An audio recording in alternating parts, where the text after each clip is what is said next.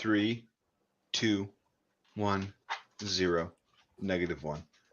All right, we be live. Here we are. Yeah. So we've got a couple more guys coming on that were involved with this project, which is fun. Oh, speak of the devil. Oh, he's got to figure out he hasn't figured out his mic and all that shit yet. I'll wait till he does that. We'll wait till he gives you the signal of I got it all figured out.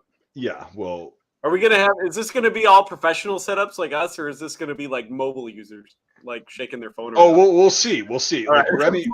With Remy, it's anybody's guess. Anybody's guess. All right, fair. Yeah, because Remy is the wild card in this. He's the wild card. The youngest and the best wild card. That's right. Keep them guessing. Remy, you're. Is he coming on? Yeah, well, he's in the room. He's just like he's got figuring crap out. He's got his freaking like one of his headshot. It's like a senior picture, a prom picture. Rather like in there. Oh, like, we could put our pictures in there. Yeah, I guess. We got a lot of heinous, gross pictures to put in there. Well, yeah, but we'll just throw him in there, and that's what I'm saying. Oh, there he is. Yeah. But there he is. Look at that. I know. That beautiful photo of me. Gotta get your video working, bud. Yeah, I'm on my phone. He was right. Oh, called it. I called it. Oh, damn, I'm good. So yeah, I'm sure this is more enjoyable than a shaky camera. I don't know about that. But like people kind of like the shitty low production spur of the moment. I don't know that we're all like in a professional, what you can call a professional setting. Why don't you just tilt your camera horizontally and set it somewhere? That's an idea. Set it somewhere. Right. There you go. And then you can activate your video. Yeah. And I apologize if it cuts out. That just means my phone will die, which it should last a while. Well, you don't have it plugged in. You don't have it like my charger blew up. Way to come prepared. No, I just kidding. Well, no, you're right. Way to come prepared, Remy. Way to come prepared as we throw this on him last minute. Right. Yeah, you should know better of like how to that. There we go. Hey, there he is. Why would you not just do that to begin with? Even better. It's just very what good we're doing setup. here. I'm just second guessing myself. No problem, guys. No problem. Oh no.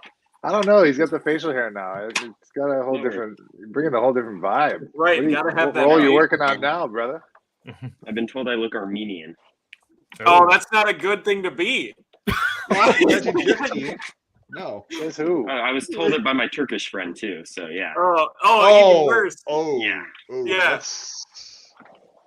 Yeah. Not like in an affectionate way, like you should be in a camp sort of way, right? Jesus. Sorry, I didn't invent racism, but I'm gonna enjoy it. The stream is about to be destroyed in a minute. That's right. Oh, that's fun. That's fun. The Canadian, the Canuck gets another fucking stream zapped. Weird, wouldn't be the first time. Hey, I haven't got any stream zap, thank you. Let's be honest here. You were with me holding certain things that cannot be said. That's fair. I probably should have told you about the rules because I did read it. But you also forgot at the same time I did. And I'm only picking a half point on that one. Sorry, Chris and Remy. This is usually what these turn into. Well, but talk about the movie. We haven't even talked about shit stories yet, and it's literally called Saturday Night Shite. Yeah, Remy's out of here. He's fucking done. He's got no time for us plebes. He's got no time. This guy, he's already he's living like 15 years in the future right now. He's like, right, yep. Who are you guys? What? No, we don't got time for this. There he is. There we go. I think this might look worse. Welcome back. So, Remy, it looks fine. I haven't talked to. I've talked to a couple people, but I don't think I've talked to Chris or Remy since we got back. Chris, how have things been since you got back, man? Super good. I just know that getting ready for the film, there's just a lot of sort of preparation. It was the Kingpin thing on the mind, just trying to make sure I was able to put as much energy and focus into that as possible. And Right. it's kind of like when it's over. I know we've all been through that to some degree. When that one big thing is over, and you Yep. go back and you're like, okay. I mean, there's other things going on, but I just know that this particular project has just been, there's been a lot of anticipation, a lot of work going into it, especially with the language stuff. Yeah. Speaking German, it was like a nice foot on the pedal, 67 to 70, 72, sort of just getting there, not wanting to burn any engines on the way, but just making sure that you knew that we had a destination to get to. So Yeah. then all of a sudden, it's like after the first day of shooting, I actually felt it, where I was like, okay, I don't ever have to really think about how these lines go again. All right, cool. Like whether I'm saying them right, it's just like shedding his skin. It just started to fall off. And then now that we're back, I think the main feature is just seeing how the excitement of the project is still just sort of like Hot. driving forward. Yeah, it's hot. It's Yeah. hot. Like loving it, and I'm just like, and to me, it's no surprise because that's all the energy that was there, building up to it on site, and afterwards, it's just like a big shocker that everybody's just so in love with everything and the work, and is so excited to see what it is, and checking in on everybody, and you know, I've been on a lot of tours and traveled a lot, and developed relationships with people that I've worked with, and you're always like, "Oh, we're gonna be friends afterwards," and and it's like, yeah, yeah, yeah. And then after a couple experiences like that, you just learn that it's just the nature of the things that when you're doing projects, you get really close, and then when you go back to life, everything sort of Fades it away. is. Yeah, it is still fresh. It is still is fresh, and there's still like a movie to be seen. So I still don't think like just because the shoot is over that the process is over. But Right. even us actors, I know who our work is essentially done. Um, we're still like, hey, what's up? We're still supporting each other on social media. Like whenever I Mhm. see like one of the guys pop up, they're doing something, I'm like, oh, I gotta show some love there, Yeah. because it's not like, oh yeah, yeah, yeah, on to the next. So that's just, it's kind of cool. So it's gonna live on with that impact that it had, and I just know for myself that it's the same for everybody. Like it's not just me being me and sentimental about the stuff and the work, and it's just my take. I know it's the same experience for everybody, and I just feel like totally privileged and honored to just like, it's like a bench, like a team, like just to have like a seat on the bench to either get up and play or watch what's going on. I feel really really privileged and honored and trusted as well, which also is a whole nother aspect of things. And so I give it 10 out of 10. Right on, man. No, I agree. Yeah, with it was a 10 out of 10 in terms of the experience. I mean, I didn't a part of me didn't want it to end, honestly, and it was like when you and Remy, when you guys took off, it was like, man, the house is feeling empty. It felt like there was, Yep. a void there. But I mean, it was still fun and everything like that. But it was like, just want to keep working with those guys. It's Yeah, just crazy. So Well, write another movie, goddammit. I'm working on it. seems like that's just gonna happen. Get So I working don't on even think Plot there's E or whatever. like Yeah. Oh yeah, plot E. Remy, Plot what E. about you, man? What have you what's been going on with you? Uh, it's been this weird void, kind of like you said, for me, just internally after leaving the movie, because around here, no one's really like that or really into that stuff besides watching it. Mm. So I've like learned a lot of stuff from you guys, all these strategies, and the way I would talk to you guys and what we would talk about, what was normal there. Like, it was, I mean, I can't really do much with it with my daily life right now. So I just kind of, at the end of the day, I just am always thinking about the time we spent on set making that movie. Yeah. Yeah, man.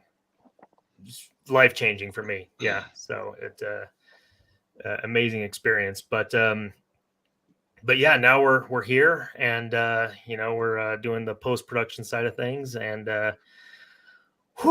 just still a little decompression. Still having to decompress a little bit. Oh, for sure. And it's fun. We should mention to the audience before Devin, because I want to talk about what we talked about earlier on chat, just really quick before you go. But the audience should know that so there were live rounds used. We've made that very clear. So Remy, on the first day of shooting, figuratively and literally, like you were like, holy shit, I don't know if I could do this, because you had like little weapons experience, Yeah, little to very none. little. And so Chris has had weapons experience. There was another actor who's not on here right now, so I don't want to speak for him, but he has had weapons experience. And you and 3 others, we had to like, okay, work with. Okay, you're gonna jump right into the fray, shooting live rounds.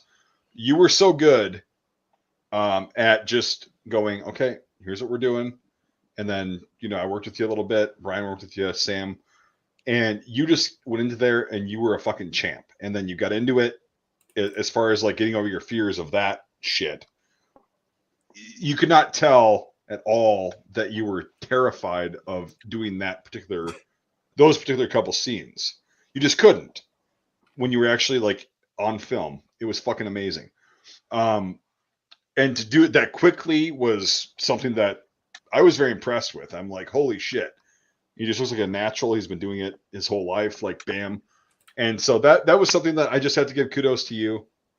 Well, I got to give kudos to you, Mike, then, because you're a good teacher. No. That's not, well, that's not what I was trying to get at. But like, no, seriously, like it was because I know like how stressed out you were because, dude, guns are scary if you've never had any experience with them. It's like me going up to a freaking some kind of power tool that's like, well, yeah, the consequences are if you fuck this up, yeah, you might lose a limb or whatever, or you might hurt somebody else.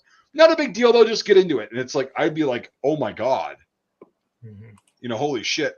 You just went into it like, okay, it's part of the job. Bam, gonna do it. You did it. You did it really well. And sorry. Yeah, there we go. Yeah, there's Remy. Yep. There's Remy. Yep. And so yeah, and you also wore the gear very well. He's got 2 grenades. That's how you know he's important. Yeah, 2 of the egg grenades. Yep. And it's an actual live K98. All these things were. Chris, unfortunately, we could not get the fucking class 3. But there's Chris. Yeah. So this is a B Fong for all you nerds. They're like, oh, whatever. That's a B Fong. Looks completely accurate. Also handled like a fucking champ because it did recoil the exact same as an MP40. Oh, is that one of the rounds? Yeah. Yeah, it's a blank that was fired. Yep. Right on. Yep. And so Chris, like we explained the whole thing to him and whatever, and it was like he fucking handled that thing like a champ. And that was like it looked like it was completely fucking real because looked great on camera.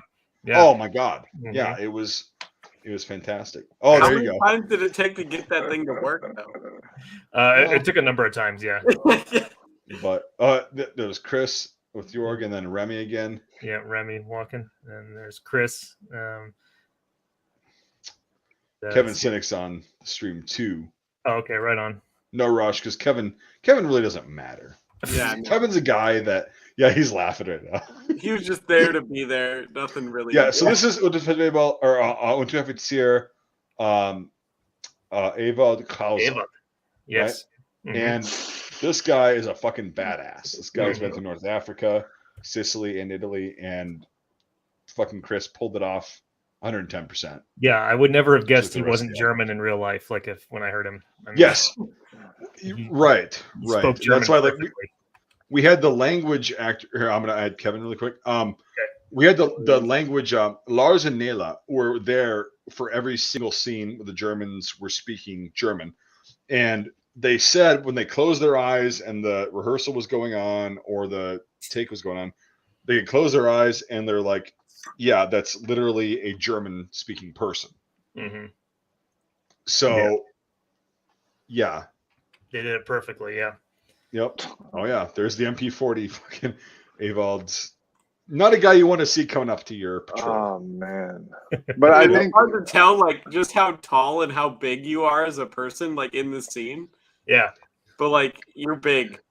I think the main thing for me is working with this is that I don't know, like a lot of times when you see Germans represented in movies, especially from this era, there's a sort of I don't know, there's like a default sort of thing that gets promoted Yes, in movies I know what you're about saying. Germans being these like Yeah. angry guys, and I don't know. For me, I felt like there's this whole badassness, and I'm a bad, mean dude, but it's not because I'm German. You know what I'm saying? Right. Or not because It's I'm a because you're a German. human. It's Yeah. because this is. I honestly think that this is just the character in the movie, and there are Americans who are also probably mean assholes, as well. So I just think it's. Well, I I just mean, think obviously, even they're though American. I'm this mean sort of like menacing sort of guy, it's not like done in a filmic way.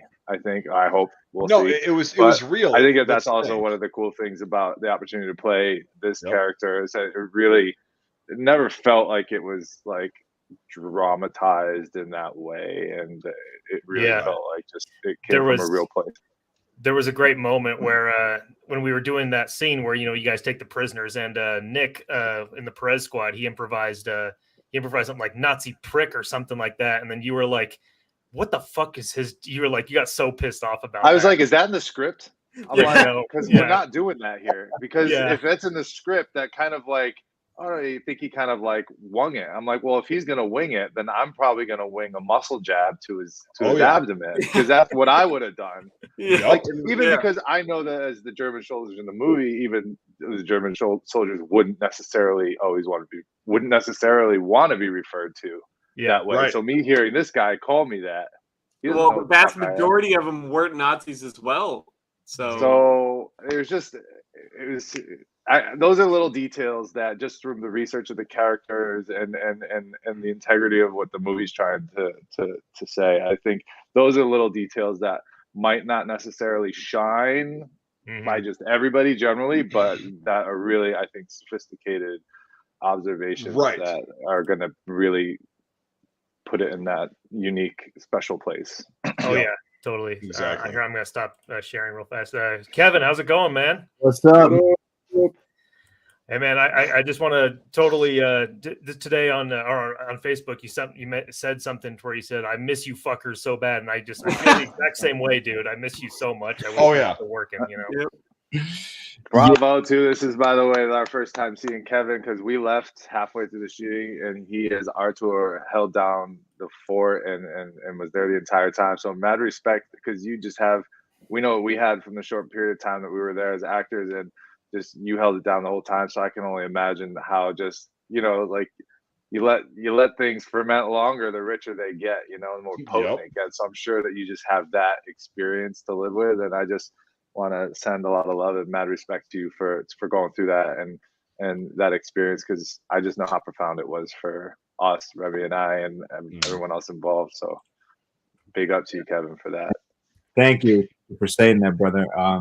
Yeah, it's like you said, the longer you let things ferment, especially something as deep and challenging as Reveille and any kind of world war or any kind of war story, it's really tough to leave it behind. It was a challenge coming back home. Yeah. And we didn't actually go to war, but mentally and psychologically, we did go to war, and we told the story in a very truthful and authentic way. And coming back home, it was a challenge, a real challenge. And one of the things my acting coach always says, like, if you go in deep into a subject and a story and character, like if you go a mile into the cave, you better fucking come a mile back out, because if you only come back out half a mile, you're still in the fucking cave. Yep. And yeah, like I think now it's about two weeks. Yeah, we wrapped Yeah, two. it's about. Yeah, we shot about 2 weeks. So it was yesterday when I really felt for the very first time that I'm finally fully back to myself, and I didn't have any kind of residue from the movie or the character that was still lingering, and I felt a lot lighter. So it feels good to be back, man. But much relief. As much as I love the story and having been on set and working on that, it feels really, really great to be back home and myself again. Yeah. Yeah. I'm absolutely sure. And I feel the exact same way. It's like, and I felt like we were gone for so long, you know, but like at the same time, it went by like that. So And quick. which I said that numerous times, I know. But it was crazy. Like I say, it was life changing. So Yeah, no doubt, man. It was we were in a bubble, you know, like Mhm. Yep. we were in our own world. There was nothing else existed. It was just work, story, and telling the story to the best of our abilities, and just making magic happen each and every single day, every moment that we got to be together. And the synchronicity that the universe orchestrated for us to be together at this very moment in time in history. Yep. It's just aligned in the most beautiful way possible. And honestly, like I can't wait to see the finished product. And Same here. I cannot wait for the world to see this film and to have the impact that I know it had on us, you know? Yeah, it was. I mean, it was insane. Yeah. I loved it.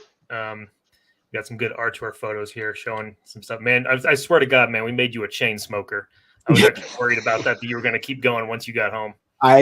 Trust me, for the first week, and I told Mike B that I was craving cigarettes every day, and that was a very unique experience in itself, because I used to smoke cigarettes, but I quit in 2009 when I came to America, and that was the first time I picked them back up for a character. And addiction is is this real, yeah. thing. Yeah, and this picture is fun because it looks like I'm just like, hey, how many you want, man? How many you want? Yeah, Yeah. let me give them to you. Yep. Just a handful of smoke. Yeah. Oh yeah, like. Oh, there's me in the background. Yeah. In the background. But you know, it was great because it didn't. I loved it because even in between scenes or takes, or when I wasn't really working, I continued smoking, and it just added to living as the character, you know? Yeah, I kept being like, well, since we're not filming, do you want to smoke? Devin's a bad influence. I'm sorry. I was a bad influence on a lot of people, yeah. Well, it's funny. Even like I don't know, but like Chris, like when you had that pipe, like it seemed like so natural to you. I was like, man, is this guy like just naturally like a pipe smoker? You know? I think. I mean, I've had pipes in my hands in various different situations throughout my life. And then I think the first day we got to I think that's the first thing I asked Mike when we got home. When we got into the house on the night, like, yo, where's my pipe? Yeah. I was like, you're like, oh, I left it at the thing. And I was like, and then and then I bought my own tobacco because you said you're gonna bring some of this tobacco, blah blah blah. I'm like, I remember pipe experience and that I've had when I was younger. I was like, oh, no, they got like the flavors, and I just happened to be like close to a tobacco store a few days earlier, so I was like, let me just grab a pouch just in case I want to try something different. And then you didn't bring the pipe tobacco.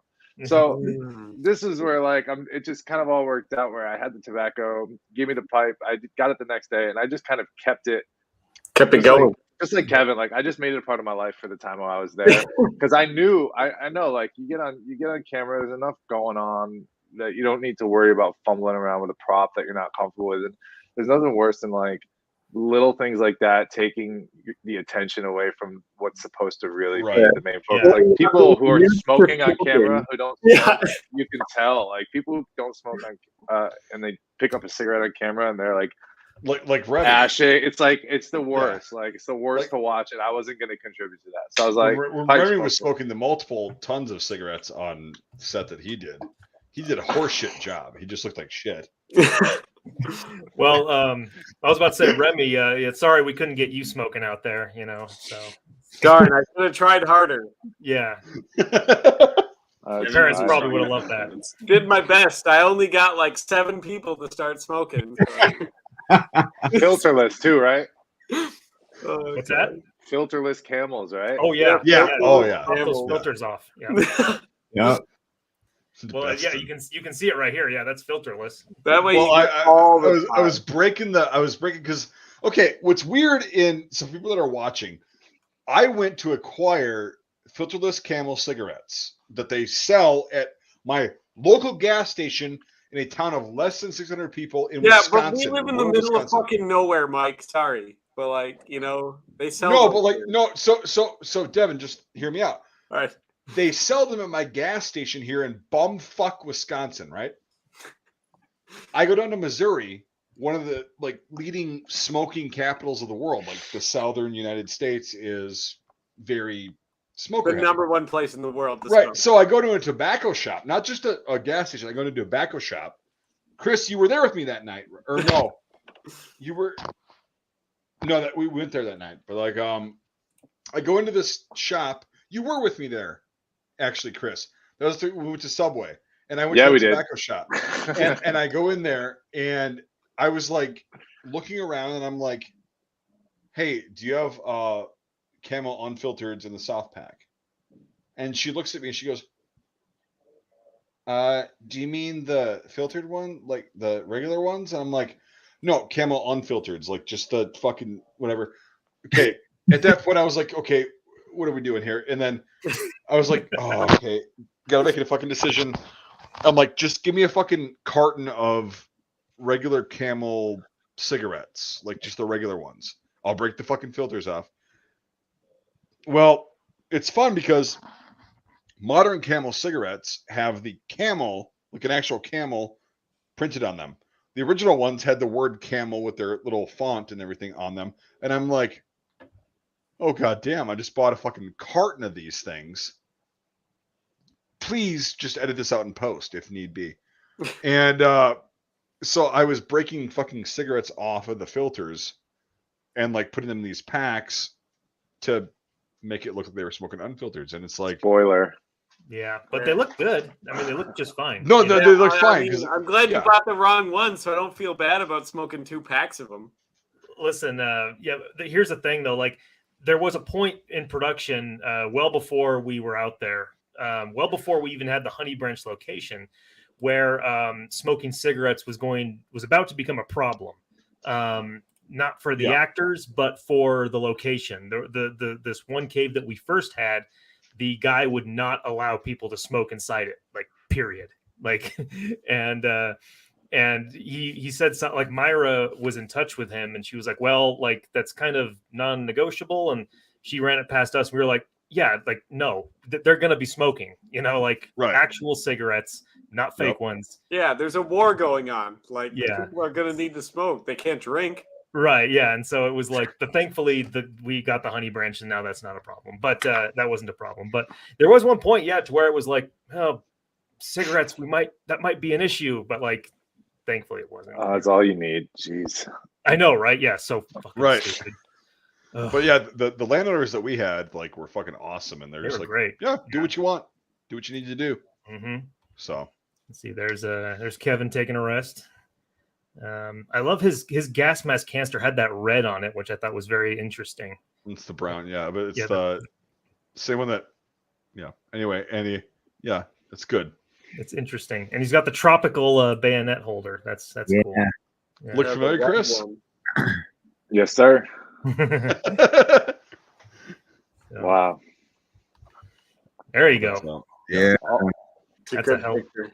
Yeah, you gotta put I'm that trying to see one. auto. You gotta put Yeah. that one on your Oh. IMDb or something. Yeah, I still have to update that and upload a ton of those pictures because he did such an amazing job with the behind the scenes photos. They are Oh just incredible, man. hmm Yeah, I was actually thinking about that because I didn't even organize any of that. That was all like Jorg and Burned and stuff. They knew those guys, the photographer dude, and so yeah, I was just like, that guy was snapping them left and right. Oh, there's Lindsay working on you. Yeah, Yep. but there's Making it dirty. Yeah, onto my photo, but I was like, I need to print this out and like have it as a poster somewhere. eventually. It was really cool Eventually. with the makeup that when we were watching, honestly, like, because the makeup is so like makeup-y in some way, like off camera. But when we were watching the dailies that last day that a lot of us were in town, really blended super nicely. So I think shout out to Lindsay for Yeah. Yeah. really like doing it, but also it's subtle and real enough to where it's just not like, It just Yep. looks like you haven't bathed in a week. yeah, you know. Yeah, You're very tired. When you look Yeah. at the actual footage, yeah, it doesn't look fake. It looks real. Yeah. But no, I thought the same thing. Like right away, I was like, "Whoa, that's dramatic," But then once you see it on camera, it looked good. Yeah. There's like Mike B sent me a couple of screenshots from Cooper of Arthur, at the end of the film.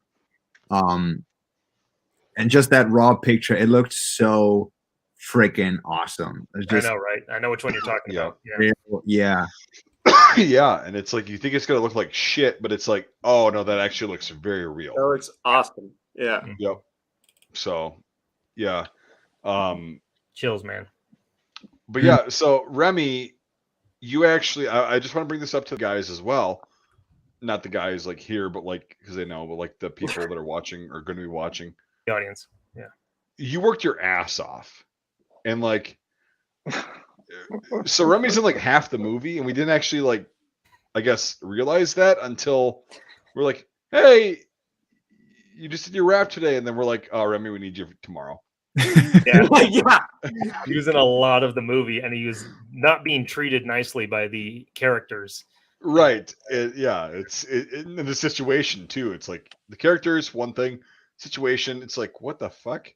And Yeah. just pushed through it like a fucking champ, and also gave the best performance like that he possibly could, and that's more than what we could have asked for. And you didn't accidentally shoot yourself with all that live ammo, so it's good. Yeah. Out of everyone, you shot a lot of live ammo, dude. Yeah, you did Yeah. actually. Yeah. I don't know. He's got his little I think casings. with He's got to Remy- get them all. There you go. You got to make them into a necklace or something cool. Yeah. With Remy, it almost seemed like because we still were just meeting people. We had the Right. few readings and we had the chat. We were still meeting people when we arrived, and everybody's just all open. Everyone was just open from the time we met at the airport to the time we like left, and I feel like Remy was for me one of the wild cards where I never knew if he was like in character always, or if that's who he really was, or if I'm like, are you okay? And he's like, yeah, I'm okay. I'm like, are you like really okay? Or are you like, I'm like, you know what? I'm just gonna like leave you alone and Yep. we'll do the thing. Yeah. And it turned out to I'll be come just back like later. the right. Yeah, it was just like the right tone because he like you really watching everybody's process was unique. I think Remy and I, for me, my character, he's the character I worked with the most. Yeah. And so it's the most I had to like play ball with. So when we stopped rolling, we go into different places and then we start rolling, and there's that sort of like transition in between. I think Remy was just like flat line the whole time.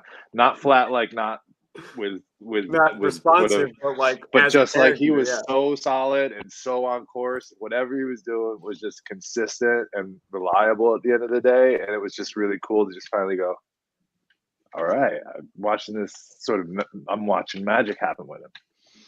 Mhm. Yeah. And you were getting all the props from everybody. Really. Oh yeah. Hell yeah, man. Because so he goes from being in your squad to somebody else's squad, and Kevin happens to be one of those people in that squad, and yeah, it's fantastic. Yeah, so here's more. Yeah, that's a screenshot from the movie of Remy. Whoa, cool. Beautiful. Yeah.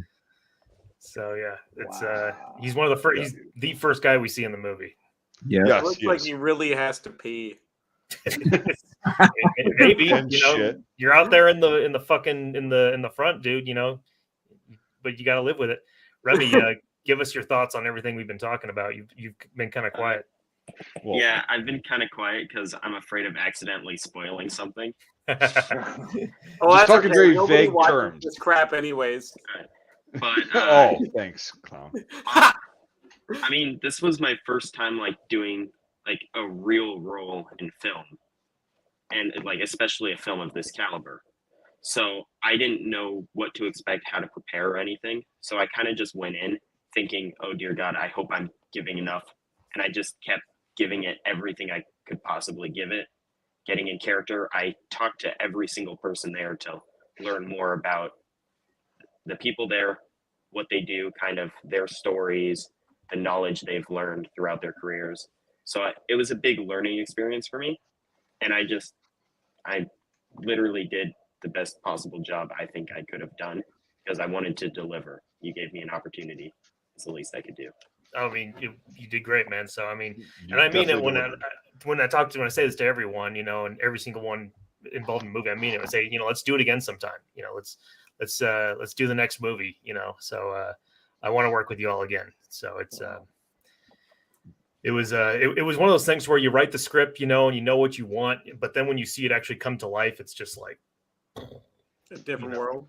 yeah. And then it was just like, wow, these guys are applying the soul to the skeleton that I created. It was great, but I won't show any more screenshots because I don't want to like. No, Remy said, I don't wanna give that away was too good though. much. That was Yeah. good. That was Yeah. like that's because that's we all saw that. We were all there. Or Kevin, you might not have been there for that one. But No, Kevin wasn't there. For that scene, yeah, no, that was for day that one. scene. But Yeah. yeah, that was the opening scenes, and that's it's But and I've then you know, I know what happened. I mean, I've seen the footage. yep. And, I can only second and third what everyone already said, and I know Remy. We talked about that, you know, the night before you guys all bounced.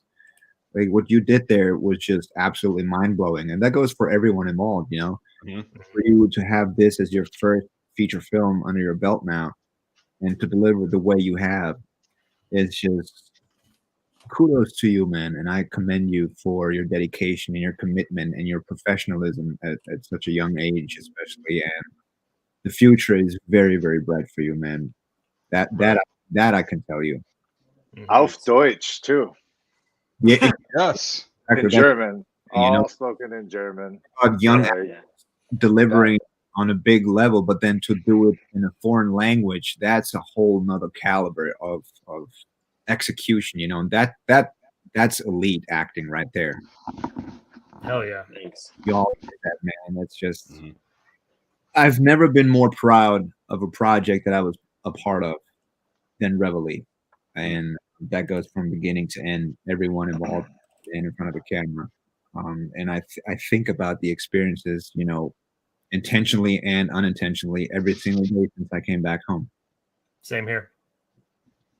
Yes, absolutely. Same here. And I it's one of those things, man, where all the planets aligned. You know, it was like it was meant to be. You know, it was really meant to Yep. be because I felt lucky a lot of times. You know, or of course I feel lucky, but like, you know, the fact that this was an idea that I just had. You know, and I'm like, well, I got to start somewhere. I got to make a movie. And it's like, man, this is going to be really hard because I mean, you can go make a movie, but like to make a war movie with all of this correct stuff, and not only to have all these uniforms and guns and everything like that, but it all has to be like for the fucking type of nerd that I am and these guys are, like fucking perfect. Like I Be knew able that was to going not to be. pick it apart like we Yeah. do every other movie. That's even the Yeah. good ones, even the To ones that everyone reach- considers good. Yeah, You and can like take get apart shit. yeah, and like get really good action and like just to reach that high, I was like, man, that's just aiming for heaven right there. And I was like, and then finally when I was up there, I was like, we did it. You know, Oh yeah. Oh yeah. this actually happened. Oh my fucking god. And yeah. Yeah. It was everybody like the whole shebang. Mhm. It's just, you know, as an act, I can only speak from an actor's pre-production standpoint or point of view. Where it's like you do your work, right? And like I know Remy and Chris, you know what I'm talking about. It's like you do your pre-production, you research the period and the characters, and you know, every like for Remy and Chris too, you guys learn the language and you do all the prep work that you could possibly do so that when you're on set, you can just live and be free. Mhm. But then we showed up on set, and everything just took on a life of its own. And it just continued to evolve and become more and more beautiful each and every day. And the bond and the unity that was formed, you know, it just got stronger and stronger, and the camaraderie amongst all of us, it just became this beautiful family that Yep. is, you know, I've never seen and experienced anything like it as an actor, you know, and I will give all the credit to you guys who set the whole thing up for us to just live in, you know, in the mansion, to provide the cards, which added such a dope element for character work that was, you know, unplanned on our part, and it was just there. I don't know if you guys know that, but like 3 of the nights I slept on the freaking floor because I couldn't stand the cot, and there was such a draft coming in where my cot was set up. So I would just wake up like every 30, 40 minutes in the middle of the night and just shiver like a bitch. Well, coming in as a veteran and sleeping on a cot, I was like, oh great, a cot, and then all the other actors show up and they're like, oh fuck yeah, cots, and I'm like, oh wait a second, you don't understand until your first 2 nights where you don't sleep, you know? Yeah, but badass, you know, and like hindsight, I don't know how we did it, you know, working 13, 14 hours every day and sleep between 3 to 5 hours and then get up at 5:30 or 5 o'clock and Right. whole thing again. Mhm. Do it for 2 weeks straight, you know? But when you're in it, when you're in the zone, I think that's again, like it just took on a life of its own. And it's just, you don't worry about anything because you know, you got to just, you're so focused and in the zone about executing the job. Mhm. And there's no time to think about anything else. There's no time to, oh, I'm tired, or my body hurts or whatever. It's just, no, we got shit to do, man. Yep, get up and Yeah, get that's- after it. That's how it Then felt. you get honestly. home and it's Yeah. No, Go go ahead, for Chris. No, you go for it. no. I was saying then you get home and it's 3 days later and you're like, oh, I'm feeling a little tired. I'm like, why am I tired? It's like I think I'm actually still tired from what I was just doing. Like I think I'm still Yeah. like decompressing and like I need a nap. I Yeah, need a nap. I slept for so long on some of those days that, you know, when I got home, it was like that. I was just like, man, this fucking took it out of me, you know. It was Oh yeah, rough. for sure. And I was personally, I was like tripping balls when I was sleeping, like because I was in that mode of like not doing the deep sleep, but like just doing that. You're half awake, and I'd wake up and I'd be like saying, like it wasn't like or shoot a movie. It was like I was actually back like in an actual thing like this, like in a military setting where it's like, okay, yep, you do your thing, blah blah blah. Here's how you do your thing, blah blah. And I was talking in my sleep.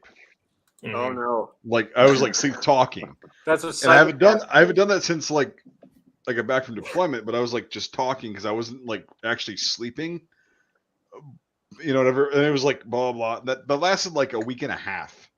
That Mm. just stopped like 4 days ago. Mhm. That's not bad because that's what we wanted to do. We wanted to get this like we're all immersed in this. We're all like whatever, and everybody gave their best performance, and you know, it was kind of like so. When you're talking about the cots and everything, Kevin and Devin and Chris, it's like I know Chris didn't talk about it, but anyway, it's like yeah, you go on there, you sleep there, you feel like that's how it is in the military. You don't really sleep well at night. You get up after 2 or 3 hours, 3 or 4 hours, and you're just like, fuck, gotta get back you at it. somehow find the energy to work for 3/4 of a day, and you don't know Right. where it's coming from. But then you go back, and after 2 days of doing that, that cot is like a king size pillow top mattress.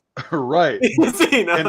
And it's like that's what the whole experience became because it was a lot of hours. Like all the actors and the crew were putting in many hours, and it's like okay, it's fun, but it's like in a sense kind of like the military is like you wake up and you're putting in these long fucking days.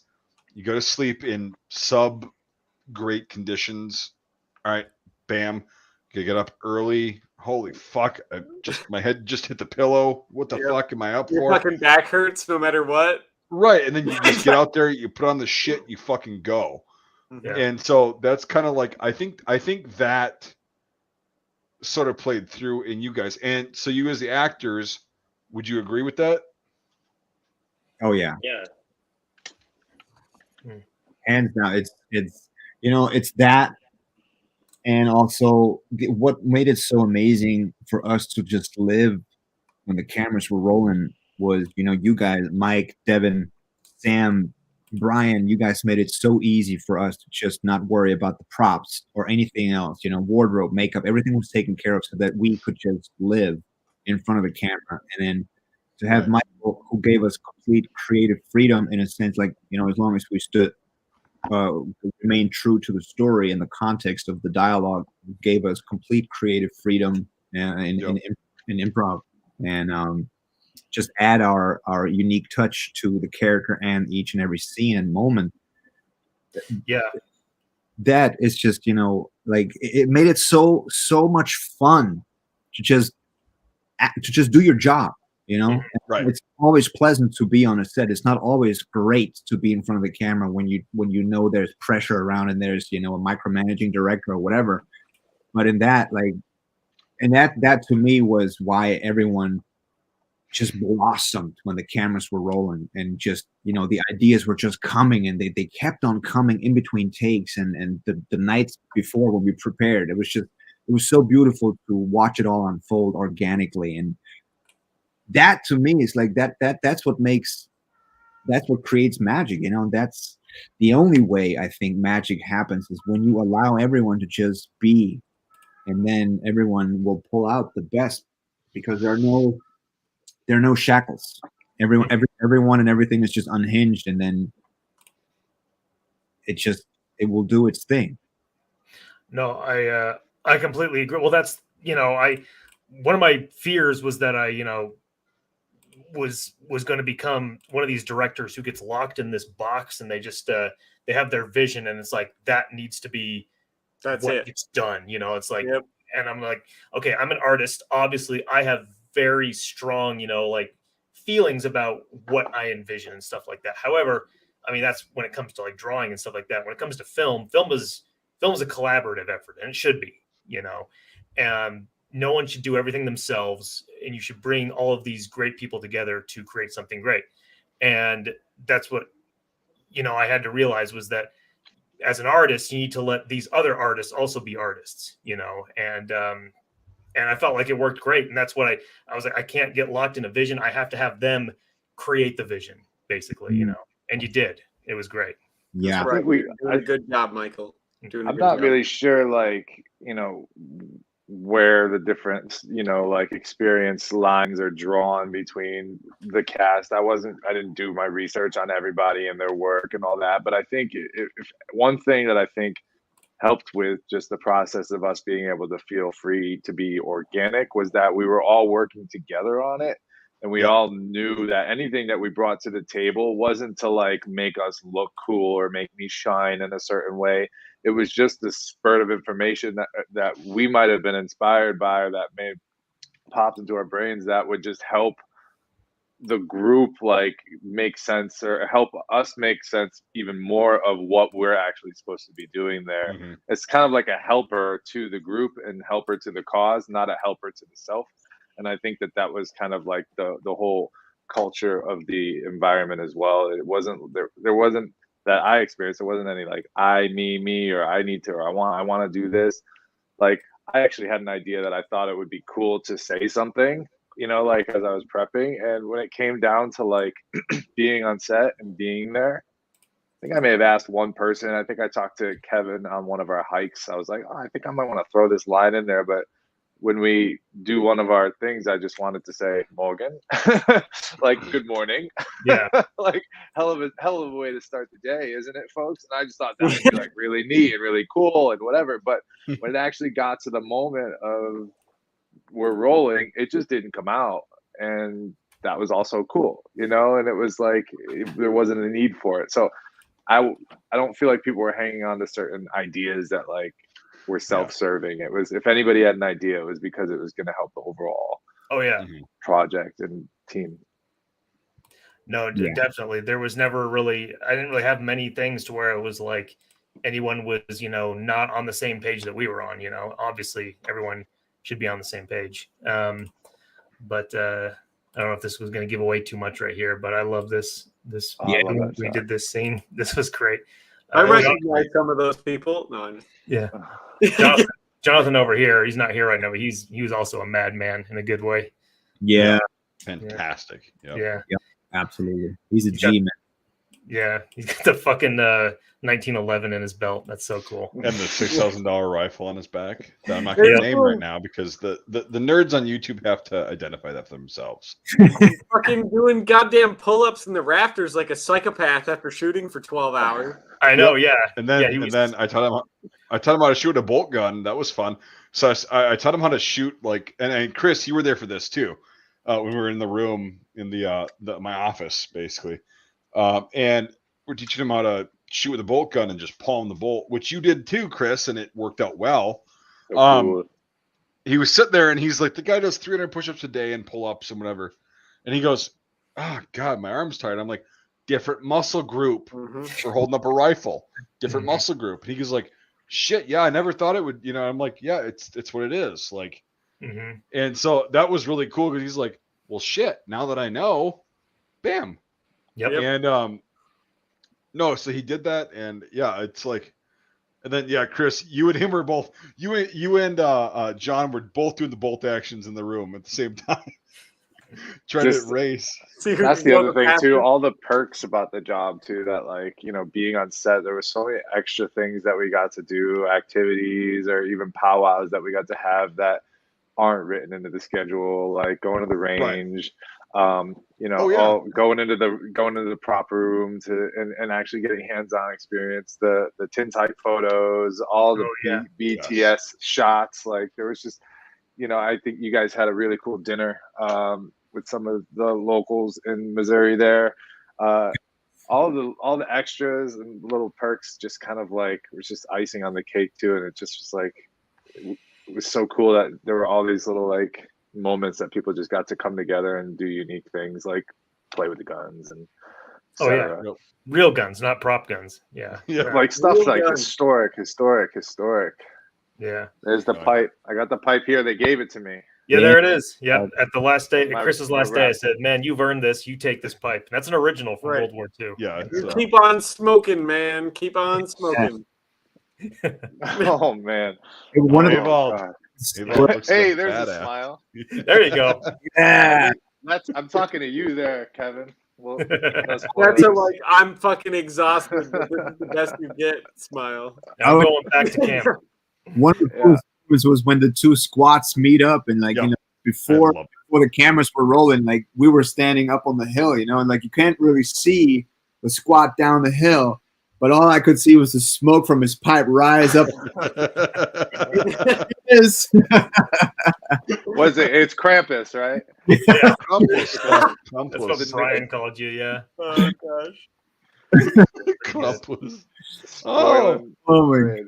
Oh wow, gorgeous stuff. Look at Yeah. that. The only time he's got his overseas cap on. yeah. Not the only time, but like Well, one of the it's- few pictures that were captured of him wearing that. Right. Yeah. It looks good in the hat, honestly. Yeah. Like, Oh yeah, It was only that one day when we shot the scene in the bivouac. bivouac scene. Yeah, Yep. There's Doug's truck in the background. Yeah.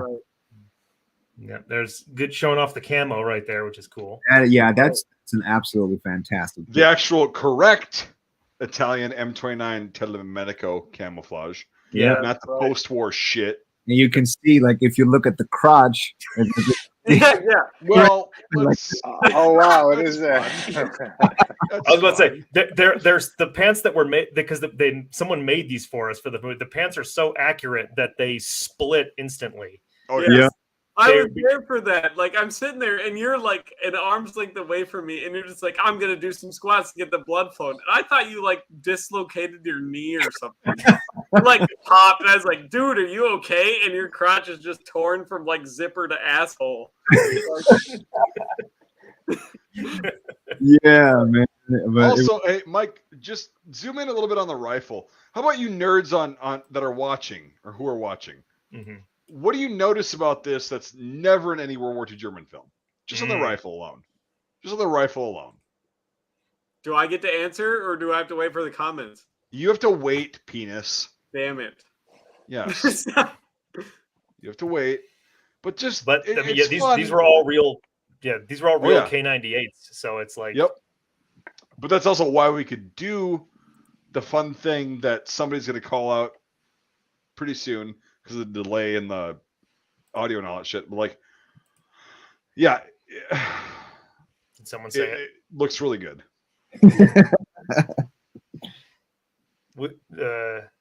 Did someone say I it know yet? it's a bunch of stuff that a lot of movies don't No, do. somebody didn't say it yet. There we go. There we go. Oh, yeah, sling strapped through the stock. Yeah. No, not that. No, Okay. it's the next What? one that he said. Yep. The Safety's safety. up. Oh, safety's up. Someone, yeah. And that's something that like was regularly done, the half safe, because again, like we were telling the guys on set, like you can't look through your sights because that thing's going to be up, and then you'll instinctually flip it to the left, take it Mhm. off safe in order to fire, right? Yep. That's the way these were carried most of the fucking time. Yep. By infantry guys, and that's in no fucking war movies ever. So I we got some that. other cool things people went down and picked up on. His sights aren't fully down, like at the minimum. Right there. The sight's not. Right. So Yeah. that's What's that? something they did a lot too, because if they knew what a standard, having been a veteran, which this character is, he would understand that a lot of the engagement distances he was going to be at weren't going to be the minimum. So he would have his sights set to where he would expect to be fighting at and adjust accordingly. And that's then at 4 or the 5. plate on his rifle is actually showing that it's a very early one because it's not the cup style. Well, I was going to say Correct. that's what I noticed. It's not the cup Yep. butt plate. Yeah. Yep. He's got a very early rifle. Like they were carrying a very decent amount of money-wise, collector-wise, rifles in this film, but they're all accurate. Yeah. He's got And like, a later war front band on there, but like, yeah. It's a hodgepodge rifle. It's not the milled version. No, it's a later stamped and but and it's like later as in 42. Yeah. So, right. That was later. Yeah. But he's still got a cleaning rod, which is a good feature. You still got the cleaning rod. Yep. I think from didn't one of them fly off of one of the rifles at one point? And we were like, well, yeah, we corrected that. That happened a lot. Vic's rifle, wasn't it? What's that?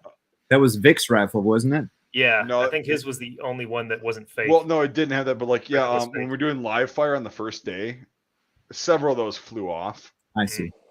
Because that's why you see a lot of the guys without them.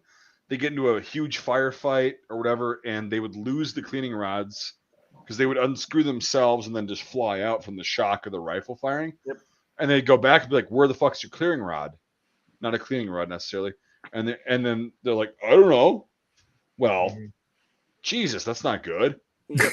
And then later, after 43, you'd stop seeing a lot of cleaning rods because they'd give everyone pull-throughs. Right. This is the nerd stuff that we live for. Yeah. Anyway, I like nerd stuff. Yeah, I love it. I love it. But no, in that picture alone, like, yeah, that was good. Like, it's actually 100% showing accurate. A lot of the stuff that movies don't do. Right, just little stupid details. It's 100% accurate to this guy in 43. Yeah, exploded crotch in his pants and everything. Yes, actually, very accurate. Yeah, not an uncommon thing, believe it or not. That's why I say that the pants that the guy made for us were so accurate that they fucking disintegrated because they were made shittily back then too. Yep. You know. And but the wool uniforms, such as Remy and Kevin C here are wearing, were very durable. And I remember them saying that they had a hard time even getting these things dirty. Yeah, you can't. Like, obviously, also, soldiers are not always caked in mud because here's the thing. I'm going to actually make a fucking YouTube video dedicated to this. Dedicated to the over dirtying up shit? Oh, too clean. I hate that. Oh, here's the thing. Dude, when we were in Iraq and my buddies were in Afghanistan at the same time, 2009, we got dirty, okay? However, even in the field, you have a lot of time. You have a lot of time to brush that shit off. And, like, it's like, well, you don't want to be filthy dirty because it makes noise, A. B, it's not comfortable to wear. And that's not a new thing. That's like, you go back to the fucking Roman legions. Yep. They would clean their shit off as soon as they had downtime, right? That's the first thing you would do. You have to maintain your equipment because Right. it's part of a safety concern and you would be inspected on it. Right. And it's like, okay, maintain and clean your equipment in the field. Whether it's your hands or you have a rag or a brush or something, who gives a fuck? And so, yeah. I'll make an entire video on that. And as somebody who like wears a lot of wool, a lot of people don't know the chemical composition of wool, like the chemicals you use to treat it and the natural lanolin that's covering the fiber makes it naturally like flame retardant, hypoallergenic, antimicrobial, water and wind resistant, all this other stuff. So it's actually really, really hard to get dirty. And even if you cake it in mud or something, you just let it dry and you shake it once and it almost looks new. It looks clean. Yeah. Exactly. So shout out to everybody who thought of Anchorman when they heard lanolin. Anyway. Lanolin. That's the chemical that makes wool really itchy is lanolin. So, oh man! Also makes your hands very soft. It does make your hand very soft. Yeah. But also another cool thing is that we got these grenades on there. So the egg grenades. I actually have one right here. Yeah, Oh, there it is. Wait, it's a replica. It's I can't. Oh, I was gonna sorry. say, it's not I was gonna say, do not show that on screen because that's an Fuck. explosive device. It's a fucking replica. It cannot be made to fire in any way. shape, or YouTube form. doesn't care. Yeah, whatever. Shit. So That's okay. yeah, okay. And so no, those. Okay, so most of the repros I can't show it on here are horseshit. They're like oblong and they're like really weird. So those are actually the best reproductions you can buy because they look Yeah. exactly like they fucking were. But let me ask Remy, what was it like having to carry those things on your pouches? It was really nice, actually. I had a really nice place to keep all my hard-boiled eggs for my account. Okay, cool. I just wasn't because like someone was a little more. Chris got a kick out of that one. I'm just like, happy. I'm like- just upset I didn't figure it out myself. you had the smoke grenade, man. But which is another thing you never see in war movies. But anyway, like Yoni had them, and unfortunately, they kept fucking falling off every second on him. Well, and Jonathan, that one, it was like, fuck. Those Just more stay worn out on. pouches. That's the thing about those fucking keyhole and stud pouches. Once that keyhole wears out, them things don't hold together anymore. So Yep. it's a real problem real soldiers had. So Yep. Hey, there he is. there he is, bloated corpse number 2. The 90-pound fucking gut hanging out there. Yeah, that's a great picture. Yeah, I took it from about the elbows on up from my IMDb page. That's fine. Okay, sorry. Should I crop it? There we go. Yeah, there I don't look like I'm about a 400-pounder with a fucking. Now it just looks like he's sort of pregnant. Okay. Right. Just getting there. Yeah. There you go. But no, the thing is though, like Mike was so good with the weapons because unlike most people who do this sort of thing, he didn't freak the actors out, which is something that that a lot of people do when they like first try to instruct people on how to use guns. They really want to show how much of a fucking badass they are with these dangerous devices, so they overplay and make the people feel really nervous. I've seen it happen before. So Mike was really cool about doing the guns and you know making sure everyone felt completely safe and no one was ever really. And if someone was nervous, like he took care of them perfectly. Yeah.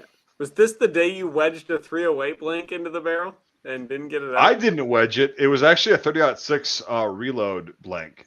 Oh, okay. Wedged into there. Because I remember looking Not at that good. and I was like, how the hell did they manage to Yeah, get that? they didn't that neck far? it down and crimp it right, but like Yeah. whatever. And but yeah, that was we actually so Avald Squad may not have experienced this, but I know our Remy did because he was in both squads. Yeah, Remy was there. And we were like trying to get everybody to go like when Michael would say bang, everybody would be down against artillery round, and it's like fuck, it's gonna take They forever weren't to get everybody to reacting go down well enough. at the same time. And then I was talking to Joe Bongiovanni, another actor, and I was like, I got some blanks. And he goes, I got their fucking heads down. I'm like, you think so? He's like, yeah. And so I asked Michael and I asked the rest of the cast and the crew, I'm like, hey, would it be okay if I fired a blank off, a 30-06 blank, at that point, just to get everybody's heads down at the same fucking time? Mm-hmm. And yeah, I know people from Hollywood are like, oh, we'll take notes. Good luck. You can't do that in Hollywood. You Yeah. got to have several permits. Yeah, and there's shit. no guns in California. Right. Well, you have to have a bunch of shit cleared, but for this, it Yeah, was you like have to do have whatever a- you want. Yeah. Ton of shit. And so anyway, we did this, and that take went pretty fucking well. It went so well that we used blanks a lot throughout the movie too. Yeah, I right. know that the first time it went off, I was standing around like in the background with a bunch of people, and they all just about shit themselves because they didn't hear that you were going to use blanks, and everyone else was like, "Holy fuck!" And I was like, "Right, yeah, I guess they're shooting again." So Well, even one of the actors, Max, the American actor, he said, "Yeah, I was so into that scene that I totally forgot this was going to happen, so I ate shit diving down for cover." And I'm like, "Cool." Probably looks And then good. the best part was after you do it, and they're like, "All right, let's shoot again." Everyone forgot because they're so tired. Right, and everything's they're like, also they so into their roles, and again. it's, Yeah. it's like bam. But it actually got the result we wanted, and it was for us very cheap. California, have fun. Have Right. fun on the set, firing blanks like that. But anyway, it worked out, and that's so this picture is basically me just He's standing waiting. by till Michael gave me the signal to shoot the blank. Yeah, Get I would everybody's turn heads around and down. just go like that, and then he would bam fire into the air. Yep. He was maybe like, I don't know, 20 feet away from us. Real Yeah, it close. was pretty close. Yeah. So, but it was Uh, safe. I was firing into the air away from all houses and everything, even with a blank, yeah. which is fun because Cooper, I want to tell this story really quick. Okay. Said he was on a set and he was Oh. DP, and he was like, because he asked me the first day, he goes, "How far is a safe distance to shoot blanks for somebody?" I'm like, 25 minimum 25 feet, not shooting directly at them. He goes, "Really?" I was like, "Yeah, what do you mean? Is that too close, you think?" He's like, "Oh my God." And so on a previous set that he worked on, they had him and the other, the second DP sitting there like this, kind of crossing cameras, and a blank was fired right by their heads. Right in the fucking lens. Yeah. Like right past his fucking head. Yeah. Right. And the weapons master, quote unquote, said, "Well, I've been handling guns for 50 years. This is nothing. This is safe. This is fine." It's like, Yeah, well, until you fucking go deaf, at least. Like, on that Yeah. same day, the whole thing on Rust happened. So Yeah. That the day that Cooper was doing that, the Rust incident happened. And so that's why when he asked me, he's like, "What is the safe distance for blanks?" I was like, 25 feet. And he goes, "Really?" And I was like, Man. "Well, but yeah." So you didn't want to say, I'm well, very. it's a lot less than real rounds. Oh, well, yeah, it's a lot less, but like it's still. Yeah. I mean, I Jesus Christ, no! I told Cooper, I'm like, no fucking way would we'd be shooting blanks that close to your That head. close to people, yeah. Yeah. Jesus Christ! When I fired blank, like during the reenactment thing, when I fired blanks at people, like I didn't even aim it directly at them, even no matter how far away they were. You Right. know? That's So, what we said is like you never Right. aim directly at somebody, and people. I think that there's certain people in Hollywood that just don't Don't understand understand gun safety, and especially blanks. Like, Well, I mean, it's California, Mike. So I mean, well, yeah, a lot of these guys live there, but like it's just basic firearm safety, right? It should translate to all 50 states. well, you'd be surprised. I mean, you've seen it, and I've seen it, and we're in places where guns are pretty common. There's still people that do a lot of really unsafe shit that have Correct. been on guns their whole life. That scared the shit out of me. Right. Anyway, that's just everything went well. We used live rounds on set. Nothing went wrong. I had a great team with me, and the actors were superb in dealing with that whole thing. So, like, no, here's the thing: is like I was nervous because I don't want anybody to get hurt, obviously, and I want to do the safest way possible. The actors were all Chris, Remy, Kevin. You didn't fire live rounds, but you were still safe as hell, and all that stuff. And it was like that was. As long as we were all playing ball together and like nobody's getting hurt, man, that was just really good. And the amount of professionalism displayed. And I know Chris wanted me to check, or he wanted me to show him all the blanks that I was going to be putting in his weapon. I appreciated the hell out of that. Like once he said that, Making sure, because yeah. I was like, yes, here, they're all blanks. And for me to know that too, that they were all blanks that were For going to everybody to double check, so we Right. don't have an Alec Baldwin incident. You know, Right. And I was like, that was something that I didn't think of, but like, I was like, that's 100% excellent. And I'm from now on, I will do that. So I appreciate that, Chris. That was awesome. And that's why I don't think any fuck ups happened, like any accidents happened, is because of things like that. Just people bringing it up. Like, Yeah. so. No, and there was never a time where I felt like there was going to be a fuck up or anything like that. for you know? sure. Right. And that's why I wanted to keep it that way. And Brian and Sam, excellent guys. Because I was like, yeah, you guys both know weapons. You're very safe with them, blah, blah. So we did out the process of like collecting weapons from the actors after a scene was shot. The actors did not move. And we collected them in a safe way. And it took a lot longer than I'd like, but it was still For everybody to Everybody- check clear, which everyone did really well, actually. yes, everybody. once they got the weapons and everything, like, and they figured them out, like, it was actually really nice. Everybody worked well together. The actors were stellar. Like, it's amazing how just fast and professional. Like, bam, weapons clear. Okay, I'll check it. Cool. I didn't have to worry about that. So. Yeah, well, like anyway. I said, we did live gunfire on this one. Next one, let's do like live artillery or something. Well, I have to get a fucking 13 Bravo or some fucking artillery schmuck from the Marine Corps. To, Mike, you just gotta start saving up like 80 pounds of tannerite. Like, I know some people in Las Vegas who shoot like artillery guns for fun. Yeah. Well, yeah, but how are you going to get them to pull their artillery gun to wherever the movie's taking place? Yeah. Hey, look, how we about pulled this movie off, didn't we? Yeah, but how about this? The ATF is like, oh, hauling an artillery gun down the highway, that's a big no-no. How about this, Michael? You give me $100 million budget, I'll make it work. Yeah. Okay. There. You just throw me $100 million bucks, I'll get you all the artillery, the live artillery that you want. I'll ask Myra for I'll that. even wear lipstick for that price. And then Chris can actually, for that budget, Chris can actually get a live MP40. Yeah. There you go. We get a real one. We'll ask Myra about it. She'll get it for us.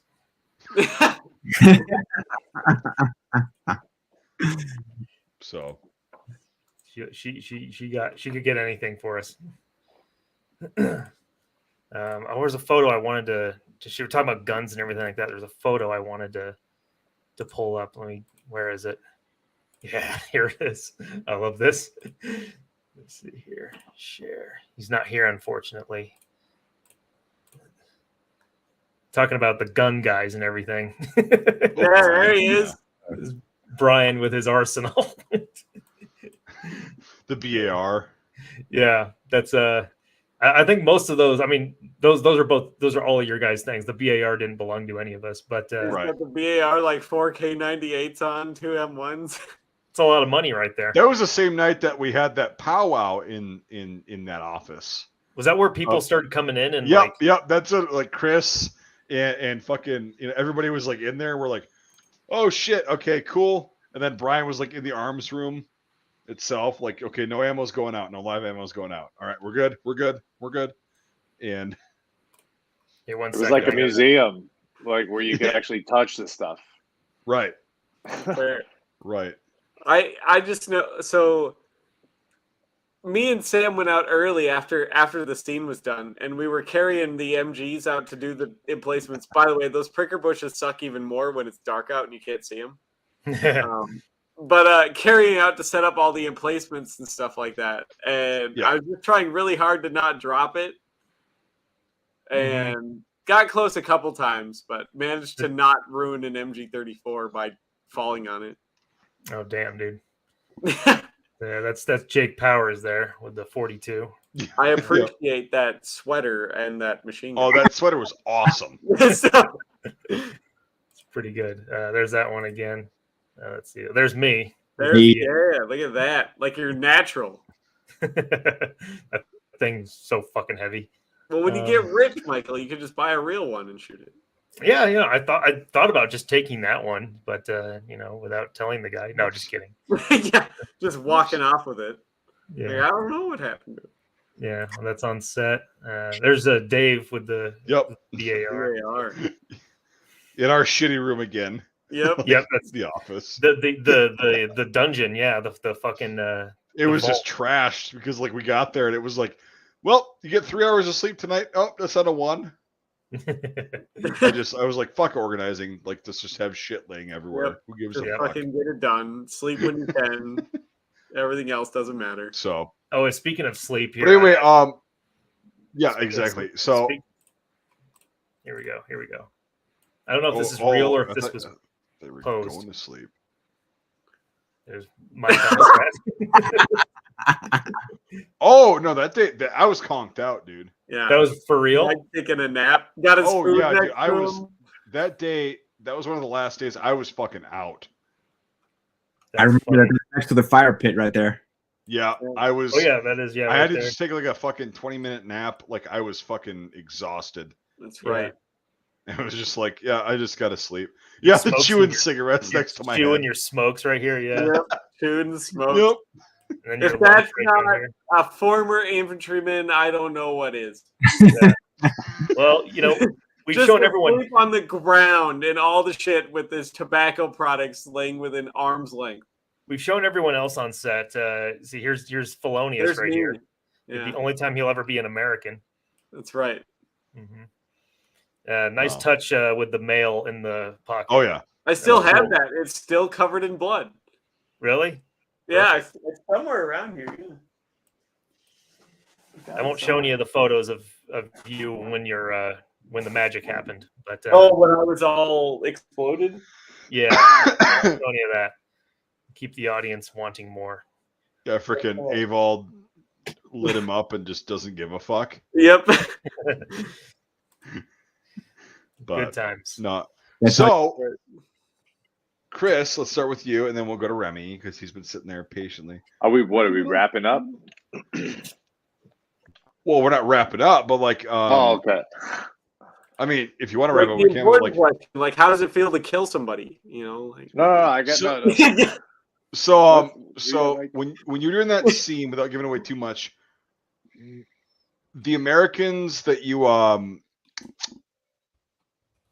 encountered, we'll just put it that way. When you're walking up, what were you thinking? Like, walking up on that situation. I just think it's just business. It's like it's pretty routine, but it's gnarly routine. It's don't like it's I don't know if you watch like Nature's Metal or whatever that Instagram account, but it's like you see animals like in nature Yeah. like eating Yeah. each other. That's what's going on, and like there'll be like a tiger or something or some animal like drinking water at the edge of a lake or something like that, and then they'll like look out off of the water for like 2 seconds because they're like intent. They're like, okay, I'm just gotta drink my water, I don't want anything funny to happen. And then the minute they take their eyes off the water, the crocodile sees that and grabs see you them, later, yeah. tiger.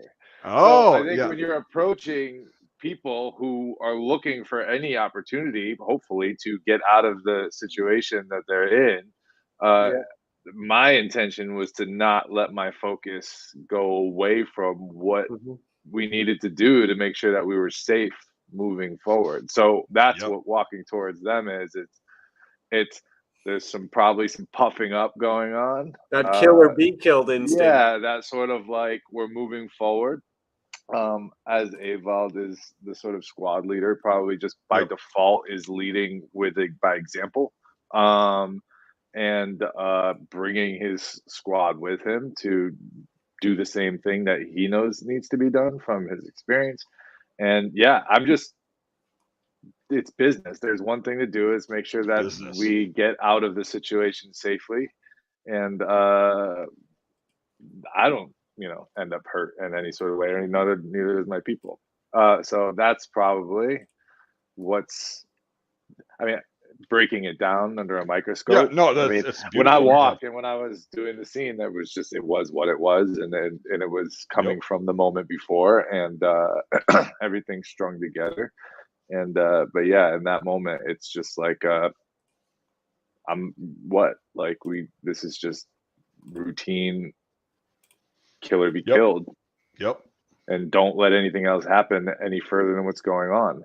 And fortunately, the story, people get hurt in the movie, of course, but fortunately, the story takes a turn that is just sort of what I've learned is protocol. Right. And that's what we do. We go, we achieve and accomplish the protocol procedures, what happens in these kinds of situations. Nice. Yeah. And there's protocol on both sides. What do you do when you're on this side exactly. of things, and what do you do when you're on this side of things? So I wanted to stay on the side that I wanted to be on. Yep. I wanted Right. to maintain control of the situation. Right. No, that's excellent. Yeah, it's because that's what you did, and that's how the character performs. Probably excellent. I could not have thought of a better way to say that. Perfect. It's good. But that's Remy. where that Good funny job. line came up, where I was like, "Oh, there'd just be a cool opportunity to throw this like line in." Because even when Right. it comes from the character development, like as you're chewing on your character the weeks and before you learn the more you chew, the deeper you go, and Yep. you pass other ideas and other versions of what actually comes out on camera along the way. And I just think where it ended up, that extra sort of line just didn't come out. So therefore, it wasn't meant to be that way. But it was still perfect. It was as good as you're gonna get portraying it as it was. You know. So I Yeah. think it went well. Having been there, I think it went well. I'm yeah. glad So it all- Devin, before you get off, even though I've conned Yeah. you into this for over an hour, like I said, so what? So from the other side, your reaction as these guys are walking up. Well, I didn't get to see anything, but from what No, I but could like hear, the sound. Yeah, exactly. yeah, it was very this level of intensity that you can tell everybody is at the end of their rope, and that one wrong move could have made everything go not the way it did, but all the stars aligned to make it go the way it did. You know, because you always have this unpredictability, that whole like caged tiger thing. Like, what's going to happen when somebody's at the end of their rope? Do you lash out? Do you try to run? Do you freak out? Like, what do you do? And you could feel that like unpredictability of like what is going to happen here in the next couple of minutes based on how the scene's going. And it played out really intensely, even not being able to see it, just hearing what was going on, how you could hear, just based on all the characters' reaction, the level of intensity that was going on, and how everybody was processing through their heads and in character that exact what's going to happen here. Do I have to run? Am I going to have to protect myself? Do I have to fight? Do I try to take care of those around me? Like, what's going on? You could feel you could almost see what's going on in their brain of how they're going to attack into those scenarios if one or the other pops up. This is actually bringing me back. I feel like as we're talking about this, I feel like I'm going into this like Transformers. I'm like transforming back to like the place and those feelings, and I'm like, all right, chill out. Chris. It's like, what's going to happen? Your body naturally tries to attack every outcome from what's going to happen. What it thinks is going to happen. It tries to run through it just before it happens in a fight or flight response, and you could hear that in all of the actors' minds, like what they're thinking about. So it was very, very intense. Yeah. Hell yeah. Remy? Are you talking about that one scene in particular? Or? Well, same question I asked Chris. Me? Okay. When you guys are walking up, yeah. I mean, looking at it like from like a third party point of view, what was going on with me, it was similar to what Chris was, but in my head, I had to get those feelings and emotions of the situation. And so I had a unique technique, because, I mean, you guys know, obviously, what was happening. But there was this one video that was very popular back in early YouTube. It was a gaming clip. It was a Modern Warfare 2 trick shot where the guy is screaming, "Mom, get the camera," after. And that one moment was like, that was the perfect moment for me, because I was struggling to like get the emotions, and that's all that was going through my head that entire time to keep myself there. Interesting. Interesting, to say the least. But he also doesn't want to spoil anything, which is respectable. Like that, because his role in that, like, there's some deep shit that goes on that people should just watch, not have spoiled. So I'm gonna disagree with you on his early YouTube. Early YouTube is 2006, but hey, whatever. Early YouTube is like you're shitting your pants in diapers still. 2005 for me. I meant golden age. Sorry. Yeah. The golden. Okay, there you go. There you There you go. Yeah. The golden age YouTube. Yeah. Modern Warfare 2 was like 2008 or 9. Yeah. Yeah. so it's fine. 2009 Modern Warfare 2 came out. Jesus. But that was So day you're one. old as fuck. When we That were was day filming, I think we filmed the walk up. We didn't film the actual encounter until the day later. I think it was the next day, but like Yes. that was day one. I think it's important because that was like the jump off of the vibe for actually. All right, actors are on. We're actually doing it. You guys are getting content. So I can ask you guys, what were you guys thinking when day one's happening and it's in the can and you get a sense for what we're putting out there and what you can then expect for the rest of the journey? What was that sort of like for you guys? Because I feel like there was a lot of other work going on to make this happen. There's a lot of rehearsal. There was a lot of discussion. We were all, immersed with each other in the same house. So all that was stewing and that was being brought to set. But then like the bar kind of was set in some way on day one. And you're like, either we need to do this or we need to do that or everything's. So the question is, what was your guys like sort of sense of day one? Like, how did you feel knowing what was happening and therefore what you can expect and what you need to expect moving forward through the rest of the shoot? And were you confident or scared that like, I had one thing for sure, and it was knowing that I only had one uniform. It was don't fuck this up. Don't fuck this up. That's what that was my thought to you as well. Don't fuck this up. Yeah. Don't fuck this up. I was like, I have one uniform, and if I fuck it up, it's a whole day to get it washed and retry. So yeah. What I was thinking was, well, that was that. Yeah, I was like, Polonius, this has to go right. And you're sitting there with like these handfuls of these things. I and you're was like, I can't. Yeah. And I'm like, remember your lines, remember to set these off at this line and everything. And so we didn't get it the first day, but we came back and we did it again. Second day, I think went miraculously better.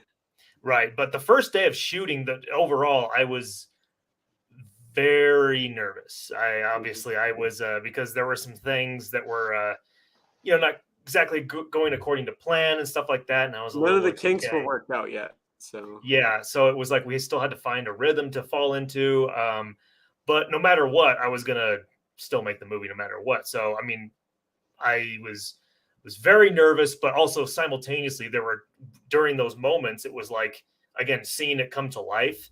I mean, I had written the whole thing where you guys come up and take the prisoners and all that stuff. But then when I was seeing it, yeah, like what Devin said, I was like, man, this is some serious shit, and it was really fucking intense. Yeah, and the part where like you were, like trying to persuade Coster and everything like that, it was just like, whoa, it was pretty nuts, and I was kind of like scared, honestly, to like interact with you guys because of how that happened a lot throughout this whole thing. I was like scared to sometimes interact with the actors because it was so like heavy all the time. And well, not all the time, but during those types of moments. And so I was very nervous that everything was going to that I wanted everything to go according to plan, but at the same time it was incredibly exciting because it was like happening, and so I was it was I think I got really exhausted just from my emotions that day. It wasn't just the physical stuff, it was just from my emotions, but that's how I felt about it. You could just tell that like all the everybody, like especially coming back from the monitor, or whether it's everybody was kind of on the periphery, hanging out, doing their jobs on the other side of the camera. As the actors, we were just getting like all this just validation. I think it was like a douse of validation of like how it's working, it's coming across, it looks awesome. Everybody's doing a good job, and I think once that energy was like put out there, all the nerves could just sort of like, it's just like, all right, well, let's play. You know where the fence is. You hit one out. You know what that feels like. Just stay the course. Well, Mike, what about you? Yeah, it's so what you said, and it's obviously I was nervous about the guns and everything because like that was first day. That was like the biggest concern I had was like we're doing live fire, and then found out that 3 of these guys had never Held a shot a gun rifle before. Yeah, Oh my god, but it's gonna be a disaster. Yeah. well, besides that was my biggest fear, like going into the day, right?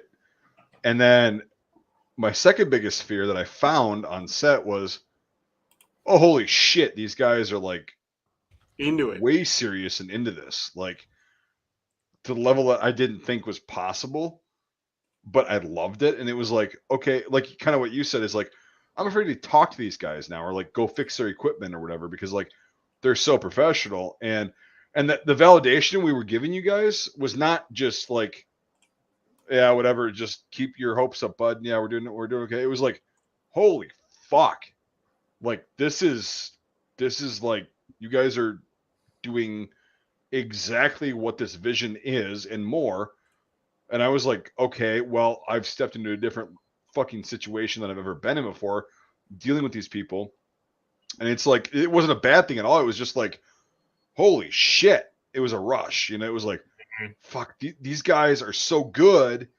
And now I have to step my game up. I've never done this shit before at all. It's kind of a weird thing. And like, okay, make sure all their gear is right. Like, I just have to play like life-size GI Joe with these guys and make sure all their gear is good and it's continuity is as good as it can get and blah blah. Like, okay, cool. And then you guys just you threw me for a loop because I was like, I've seen other quote unquote actors before. Yeah, okay, whatever. They're doing their thing. It's like, okay, blah blah blah. Who gives a fuck?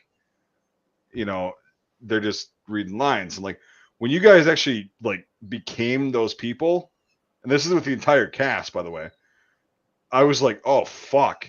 I'm super nervous right now because this is more than what I expected. Mhm. You have to try to match everyone else's intensity. Right. And I'm sitting here. Hey, hold on. I yell at my dog really quick.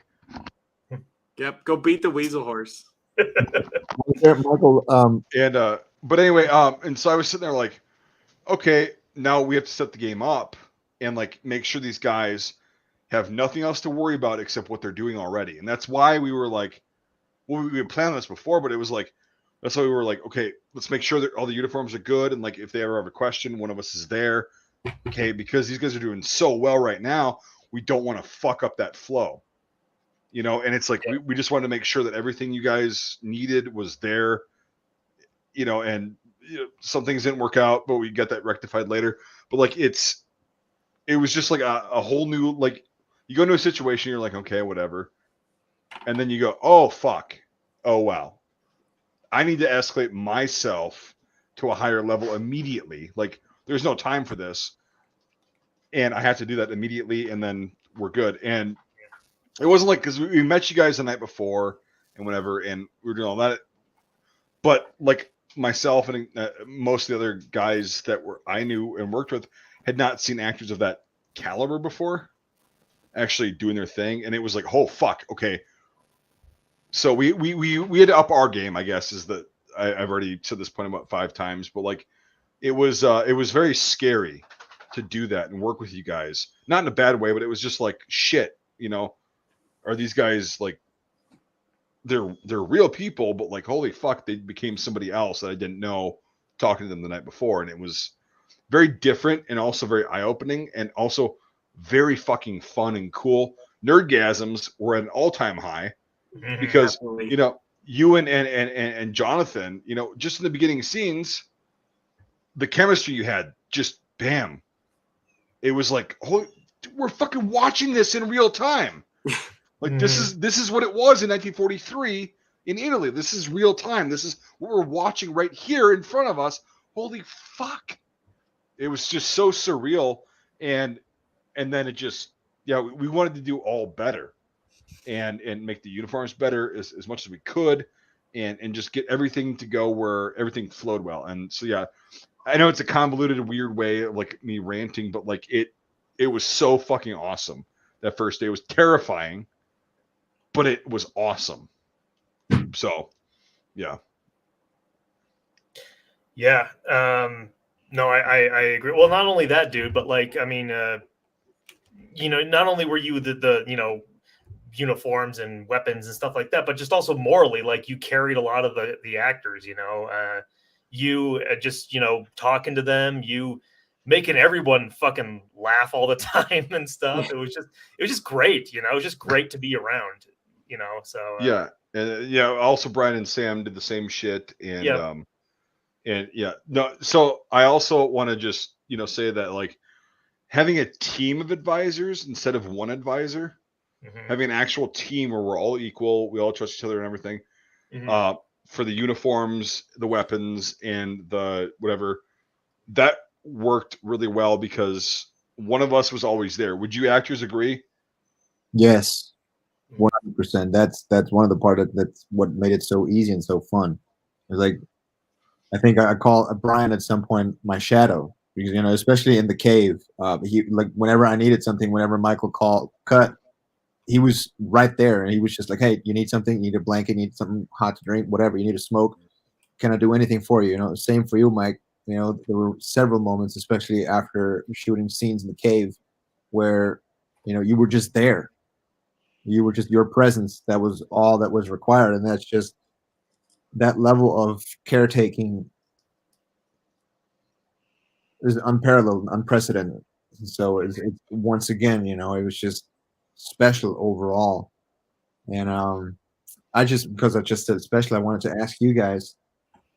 It's like one thing when you start, or even the night before, when we all arrived and we stood outside the house in the circle and introduced each other. It's like, oh fuck, we're about to make a movie, and then it's day one, scene one, take one. It's like, oh yeah, like this is real. Was there, Yeah. or I think that moment did come, and I just want to ask, like, what was that moment, if you can specifically remember it, when you felt like you're not just making a feature film, but we're onto something big here. We're on Um, something special. Yeah, I would say it actually was that circle when we all were there. For me, anyway. I mean, I know the American actors came later, but for me, when I got there and I saw everyone in that circle and we all stood around and Myra's, it was like, this is it. We, it's time, and it was like, wow, this is what I've been thinking about for over a year now, and it was that moment, I think, in that circle where everyone was around because I'd spoken to everyone separately and stuff, but then seen everyone there all together. It was like, wow, this has really happened. So that was that moment, that circle when we were out there in front of the house.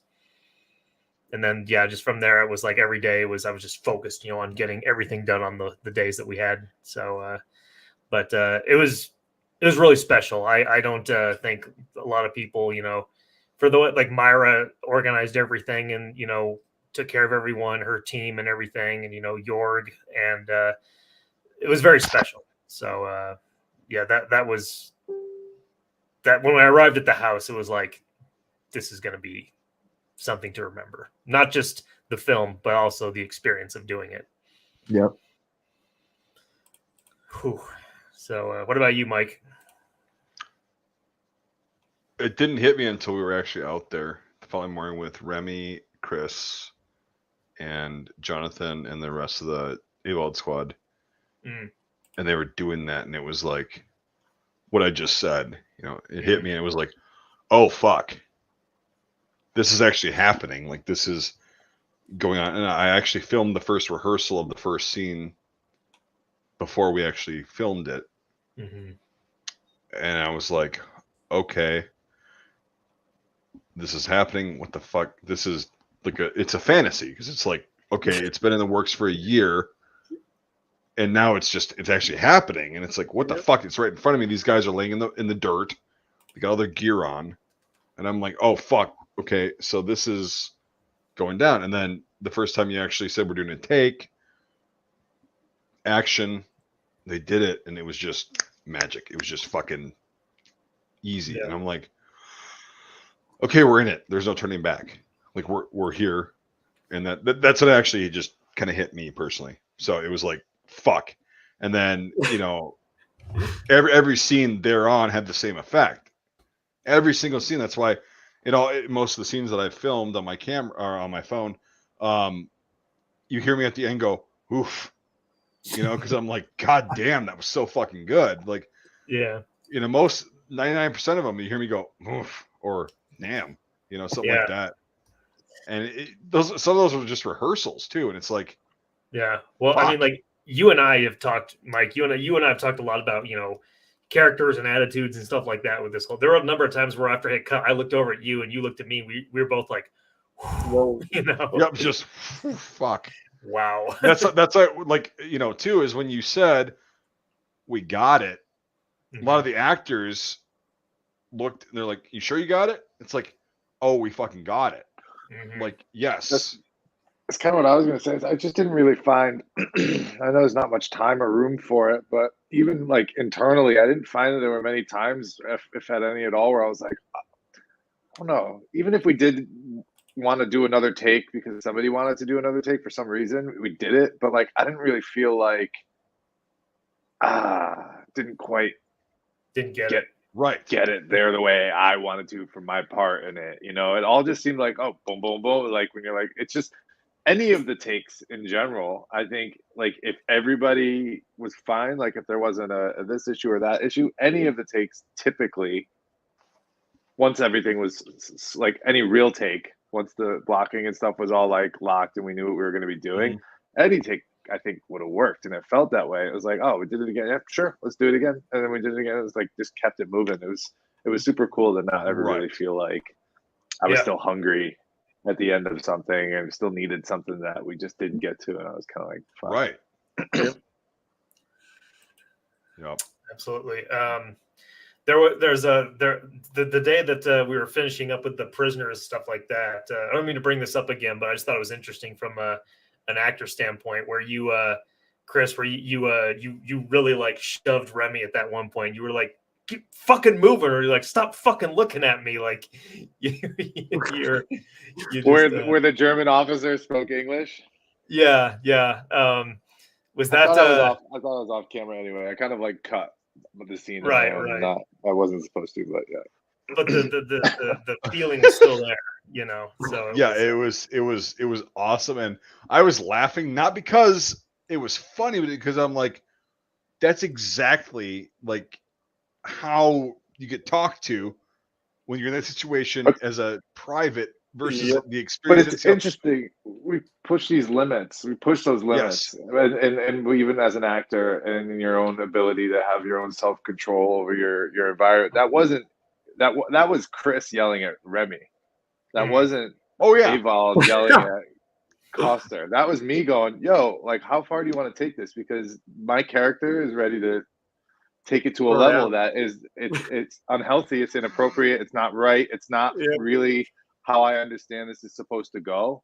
And I broke because that I just like, it was either that or like, it just, like I said, when I heard the Nazi comment from Perez, like I'm like, yo, I'm actually close to like my character in real life, and if we're doing this for real, is actually about to like muzzle gut him, you know, for talking that way and saying that particular thing and how I felt. So it really, that's why I think, of course, somewhere where the magic's going to happen is we were really, I think, even pushed to our limits, even within ourselves, just to be like, yo, like, I don't know what really more you want from me in this situation. Like, because we can do that, but it's kind of like we need to keep it within bounds to some degree. There were a lot of scenes too subsequent to that beginning, those beginning scenes, where people like, even in one scene, Brian and I both told Michael, we're like, hey, this actor needs a break, like, or he's going to have an actual break on set. And Michael's like, okay, 5 minutes, cool. And then he gets back on there and did one of the best performances probably of his career. And it was like, it's not comfortable to watch that, but when you do see it, it's like, okay, so this person was pushed past their breaking point.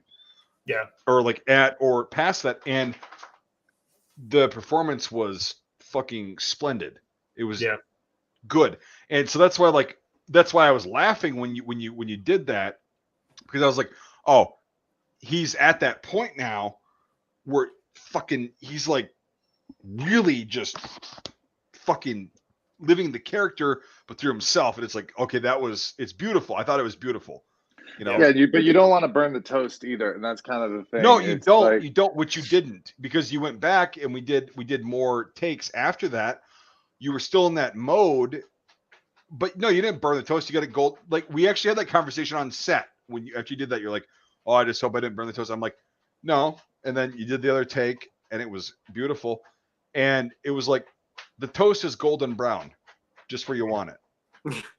It's golden brown. It's just before that burnt point. It's just before that where it's the best.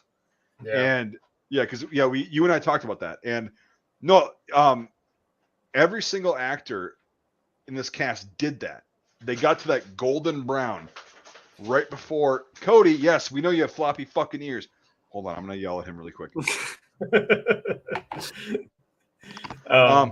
But no, they got to that golden brown, beautiful crust on the toast. Throw some butter on there, it melts just beautifully, whatever. And that's why we were all like, oh shit, fucking there it is. Like, and it was just, yeah. Like, Remy, do you have anything about that? Yeah, I want to know when what did you it all set in for you? That scene, that one was a lot of fun. Well, like looking at it now was a lot of fun. Right. During it, not During so it, much, yeah. but yeah. Yeah. Were you But, scared of him I when mean- he shoved you? Yeah, that was probably the hardest part about doing that scene was just like, I think in the like first 2 takes you could really tell, but I couldn't even get the strength to like talk back to him because I would turn around, see him, he just fucking towers over me, and I'm like, Yeah, he's a giant. Yeah. yeah, Yeah. No, he was pushing my buttons, and that's where the problem was. he was pushing my buttons, and I was like, I don't know. Well, that's what the character is doing at that moment. Yeah, because you're like Yeah. basically talking back to him and just coming out and also the emotional stuff. You know, I could feel it rising in you, Remy, when you were doing it. And like Devin said before, it was intense to watch. Yeah, it was very, very intense. And it's like, But are you going to start fighting back at some point? Like, Yeah, I didn't know what's gonna happen here. yeah, what's it's going to like, happen? Yeah. oh, yeah. No, it was well talking about intensity and stuff like that. Remy and Chris, you guys didn't get to see any of the cave stuff, but my God, we put Kevin through the ringer, and I really was like towards the end of it, there was one part where he did a really tough scene, and at the very end, I wanted to go up and help him, you know, because I just felt so bad for doing this to this actor, and I'm just. Because we did it multiple times too, and I'm just finally I went up to him at the very end when we finally got it, and I put my hand on his feet. I said, "You got it, dude. You got it." And he looked at me, and he said, "Don't fucking laugh at me." And I'm like, because I was smiling at him like this because I just wanted to help him. You know, it was so tragic, dude. So, Kevin, thank you so much for doing that.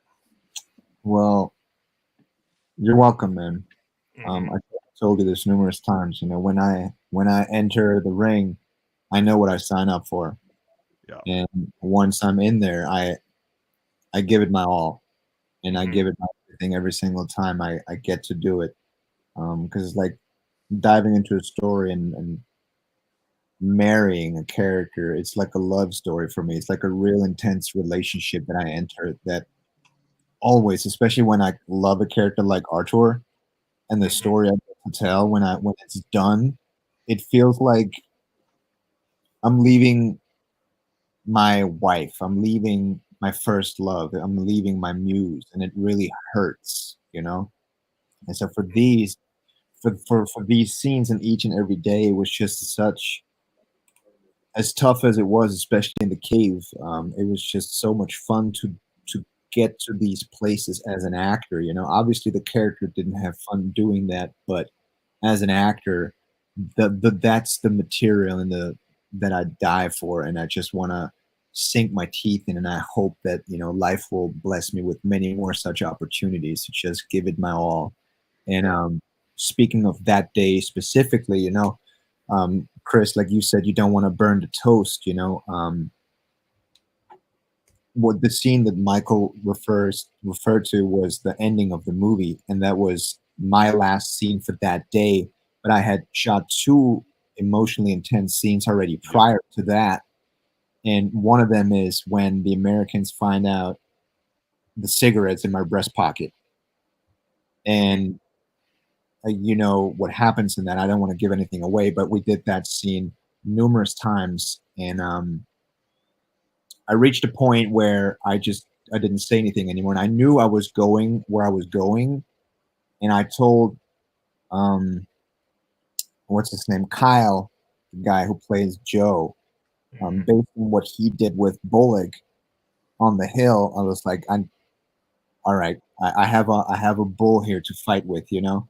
And so I just told him to go wherever he wants to go, and that I'm basically his canvas, and I'm just going. I'm his dance partner, and I go there with you, whatever that is. And he just let loose, and I just received whatever he gave. And the more takes we did, and I think we did like between 7 and 9 takes or something. We did like 7, 8, or 9 takes of that scene. And on the second to last take, I was just mentally, I was like, I'm about to fuck him up. But that was my ego speaking, right? And then I stayed in character and I didn't break, and I just stayed in the moment. I stayed in that energy and was like, all right, I need something else. And I'm gonna fuck with him even more now, because in that moment, Archer, in the situation he was in, the only way he can still fight is the way he fought back. And so I pushed him in that next take even more, and then he went and took the moment even to a different level than we did in the previous take. But then I was fed up. I had it, and I just got up. I didn't say nothing, and I just walked out of that cave, and I sat next to the fire pit, and I took my moment. And then that was the only time I was concerned moving forward if I had anything left in the tank, because I was spent. I was absolutely spent. And Maxwell wanted to come. He came up to me and said, "Hey, dude, can I give you a hug?" And I was like, "Nah, like a hug is the last fucking thing I want right now." And so I stewed in it, and I sat in that energy, and I just, with my concern for the next scene, I stayed alone, and I was basically like to myself, left to my own devices for about an hour or so until we moved into that scene. And I don't know what had happened, but at some point I just walked away, and I squatted somewhere by myself, and my body just took over. Yep. And I was like, "Ooh, this is interesting." And it kept on doing that, and I was like, "All right, cool. I think this is the energy that we're going into the next scene with." And so I just trusted, you know, that my preparation, my work for the character and everything was there, that my body was ready to execute once again. And I just let go. And then we captured what we captured in that last scene. Yeah. And it was, and you told me about that later. And, but during those moments, I was like, man, this guy's like dying for real. It was, it was really hard to watch. And, yeah, because I went over, I gave him a cigarette, and I'm like, "You good?" And he was like, "Nope." And I'm like, "Here's a cigarette, lit it up." And then I knew, like, it was like, yeah, okay. When I saw you get up and walk out of the cave, I was like, I'm not even going to talk to him right now. So not that I don't care, but I just know that that's what he needs, you know? Right. Yeah. And, yeah. Oh my God. And then, but then that night, then at the house, you came back and you were just like, it was perfect. You know, it's like you came out of it perfectly. And, well, there was some stage work that was done that night. Yeah, well, you know, like while working and while you're still in production, you never really leave the character behind, you know, but you still do like certain like work to just prepare your body and mind and soul for the next day, and just do something, because you can't just, like, if I get out of that cave and just go to sleep, I'm fucked the next day. Yeah. Yep. If I don't do anything and then just, you know, wash myself and cleanse myself of that energy, I'm fucking toast. And so everything is like, it's like there's a ritual to the process and the madness, and it's exhausting as fuck, but it's necessary. Yep.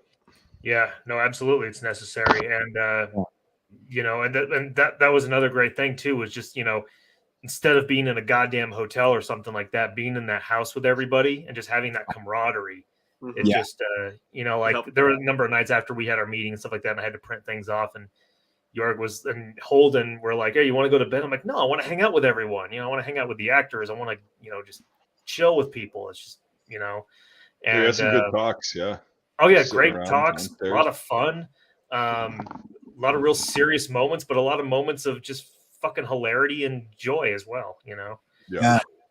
And that's how we got through it, and that's how we did it, and that's what produced such, you know, great results. Not only the amazing talent, but just, you know, being there for each other and being there for each other, watching Remy and Yoni doing their little potato sack races with sleeping bags, and that was the first night, and I'm like, this is fucked. Like, oh god, I didn't remember that. Oh yeah, you weren't there for that. You weren't there for that. Yeah. Oh, I was talking to Bart, who should also come on sometime. I was talking to Bart, and then all of a sudden, these two clowns are out in the middle of the fucking game room by the pool table in their sleeping bags, completely covered, and they were like trying to wrestle or some shit. It was just, it looked like a fucking two monkeys trying to fuck at the same football. You know, it was just not good. And they knew the rules of gay stuff can only happen between 4 and 5 in the morning. Yeah, it was way earlier than that. It was like, what are you doing? I think Chris, you were down on the other end of the room, and you were just like looking like, whatever, fuck it. It's like two monkeys trying to fuck a football. Yeah, you said the same football. Yeah, the same. That's also part. It's also part of like the how the people were acquired and where everything landed with all of us staying in the same house. I mean, it all goes back to like the beginning processes of casting and you just catching a vibe for what felt good for you. And I mean, you guys,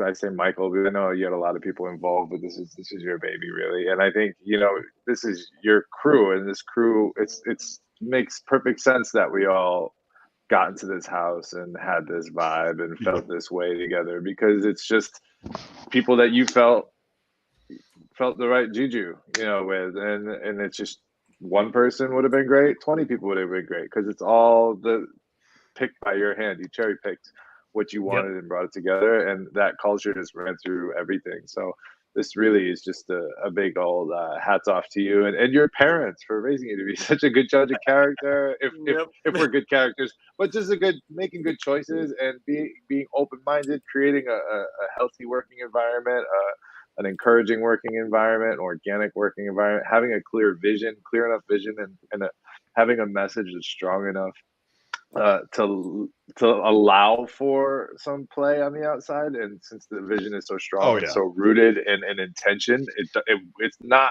nothing we could have done here or there that helped us get through would have shaken your final message that you're going to get through in this movie. So thanks, man. Hats off to all of that. I appreciate that. But, you know, going into this, like, it was, I'm only going to, in terms of the actors, the cast and everything like that, we were only going to get the absolute perfect people for it. Not only were you guys perfect for it, but you're also just awesome people that I just don't ever want to lose touch with. And it was just fucking magic in a bottle when it came to that. So I appreciate it, man. But I mean, seriously, thank you all for everything you did. But Mike, I know a lot of the cast and stuff are they're all they're already missing all of your various things that you say. I remember Yoni stories. Yoni was writing down like your quotes on his phone. He was. List of things you were saying. Yeah. Yeah. I'm like, why are you doing that? But like, whatever. It's not good. It's not good. It's not an original quote. Like, not saying it's not good is like freaking typical. Like, I mean, for up here it is, but for everywhere else it's not. But it's different when it comes from you. Yeah. The emphasis you put on it's not good. Yeah. Okay. It will never sound the same to me again. Like whenever I hear it's not good, no matter who says it, I will in my mind. And that's going to be Mike's face. It's not good. Yeah. So a lot of shit that Remy pulled down there with his fellow compadre kids is not good. you know. Oh god. But no, it was awesome to have that dynamic too of like it's like a barracks. Like, you know, Kevin, you've been in a barracks, Devin, you've been in a barracks. It's like, yeah, you get the older guys that are grumpy and like they're focused on business and like Scared to the whatever. world. Yeah. You know, talking about things that, you know, whatever. And then there's the kids having fucking like sleeping bag fights. You're like, what the fuck are you doing? Yeah. You know, what are you doing here? It's like And good for you guys. Enjoy it while you still have a soul. right. Yeah, Yeah. yeah. To be one of the soulless fucks like us. Enjoy it. Yeah, exactly. And so that was pretty fun too. Like the whole dynamic of like being in the same house and also you know, eating together and then just kind of hanging around and like being able to I witnessed this like walking around is like a lot of the actors were just bouncing ideas off of each other, like for the next day. Yeah. And it was like they were just freely doing that and it was good. And then yeah, a lot of good shit in the film came from the fact that they were able to just be around each other, not in a hotel room, like texting, like, hey, I have an idea. Let's go out in the hallway or let's go down to the lobby. It's like, no, we're right here. So, hey, I was thinking about this. What do you think? Oh, well, I could do this, you know, and like I heard a lot of that going on and I was like, awesome. Because it was just like right there because everybody was, you know, close quarters and everything. Good stuff. But And, you know, it was interesting because like I don't think I mean towards the end once everyone got more like, you know, familiar with each other, but like the German squad kind of hung around with each other and the American squad kind of hung around with each other. You know, and it's just interesting how that dynamic works. I don't think anyone probably even noticed it at the time, but it was like, oh yeah, you know, I gravitate towards my own, basically, you know. And they also acted differently too. Like the Germans were very much more professional and reserved as far as like their characters, and the Americans were like, "Hey, what's up? It's a party in here, you know. Yeah, hey, yeah, yes. we get along with everybody. Like, you know, it's fun. Not just the main like the Perez squad, same thing. Like, hey, we're sticking together, but we're just gonna have fun and like blah blah. blah. And it was like that actually transformed onto camera very well because the German culture is just a lot more rigid than American culture is. Yeah. And hold on, I'm gonna yell at the dog one more time. God damn it, Cody. Weasel horse. But yes, he's just sitting there whining, and I know he has to go to the bathroom, but he can hold it for longer than an hour now. But right, go piss on the rug, Cody. That'll show. But no, it was cool, like to have that dynamic come out on film too. Like the Germans are very like to a T.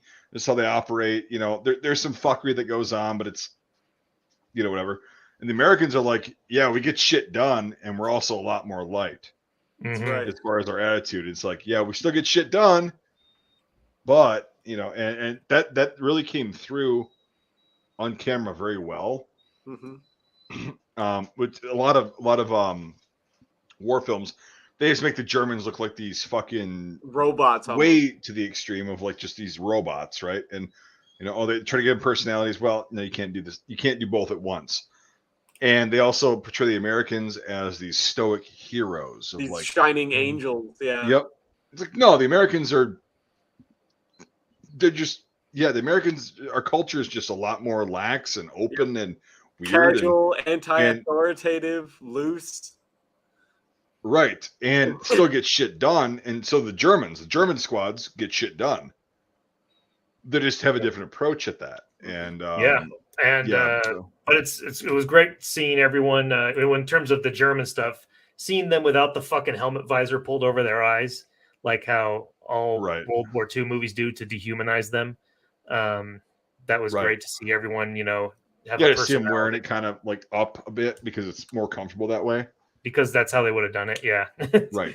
So yeah, because you look at all like the original pictures and videos from that, you know, you see Americans just looking like a bag of smashed assholes. They're just fucking, their gears hanging everywhere, blah blah. The Germans look better, but yeah, their helmets are usually up. You know, like when you look in pictures of like, them in actual like combat situations, their helmets are up because the visor cuts off so much visibility. And you're just like, well, it's more comfortable to wear it a little bit higher and whatever. And so it's gonna be funny to hear. So you guys as actors, be advised. Little warning order here.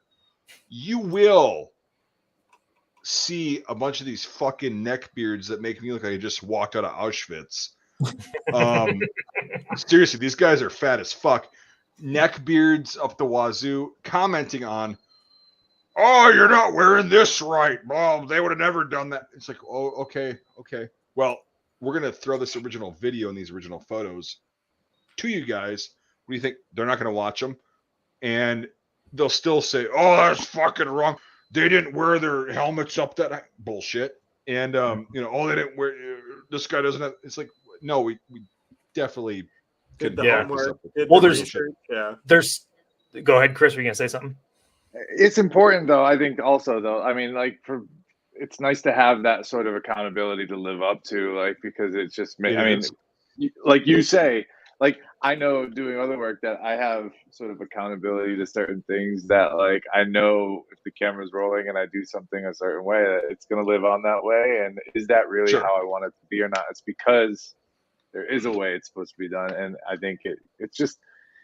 I think it's helpful. What you guys would probably all do a great job with it anyway, but it just kind of like.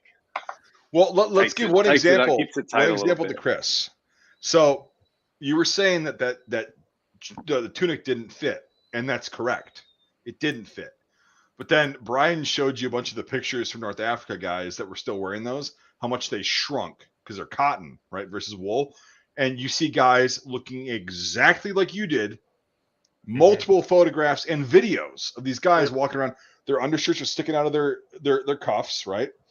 And it's like, well, that's way too small. Like, it's shrunk. Yes, but it was more comfortable for those guys, and that's why they some of them chose to wear that, or they were issued that, or whatever. Ventilation. Right, exactly. And so people would be like, "Oh, his tunic's way too small." Okay, well then we can just bombard them with original photos of tunics being too small on guys because they're cotton, they're not wool, and blah blah blah. That's so we did a. I mean, how many live streams do we have, Mike, of us looking at original photos? Right, and like arguing about them. Thing. Yeah. And so that's why, like, every little detail that we could possibly find, like with you indexing your finger, you caught yourself on one scene, and I'm like, okay, valid. I'll make sure you're not doing that anymore, because like you were doing well, and there was like there was a couple scenes where you said, "Hey, I was indexing my finger on the MP40," and I'm like, "Oh shit, I'll watch for it." And then you actually caught yourself, so I didn't have to correct you anymore. But like that was, but what you're saying is like that's how it would have been. You would have had your finger in the trigger well, and it's like that's good because we got you guys to recognize stupid little things like that would have been correct, even though. And there will be reenactors and idiots like that going, "Where's his trigger discipline?" They didn't have okay, it. penis. Yeah, they didn't It have didn't it come back out then. until mid-Vietnam. Yeah. Mid-Vietnam with the U.S. forces. Mid-Vietnam. And then even then it's still a mixed bag. And so it's like, yeah, there was no trigger discipline. And so little details like that. Yeah, but anyway, and like Artur. So even so on this, or Kevin,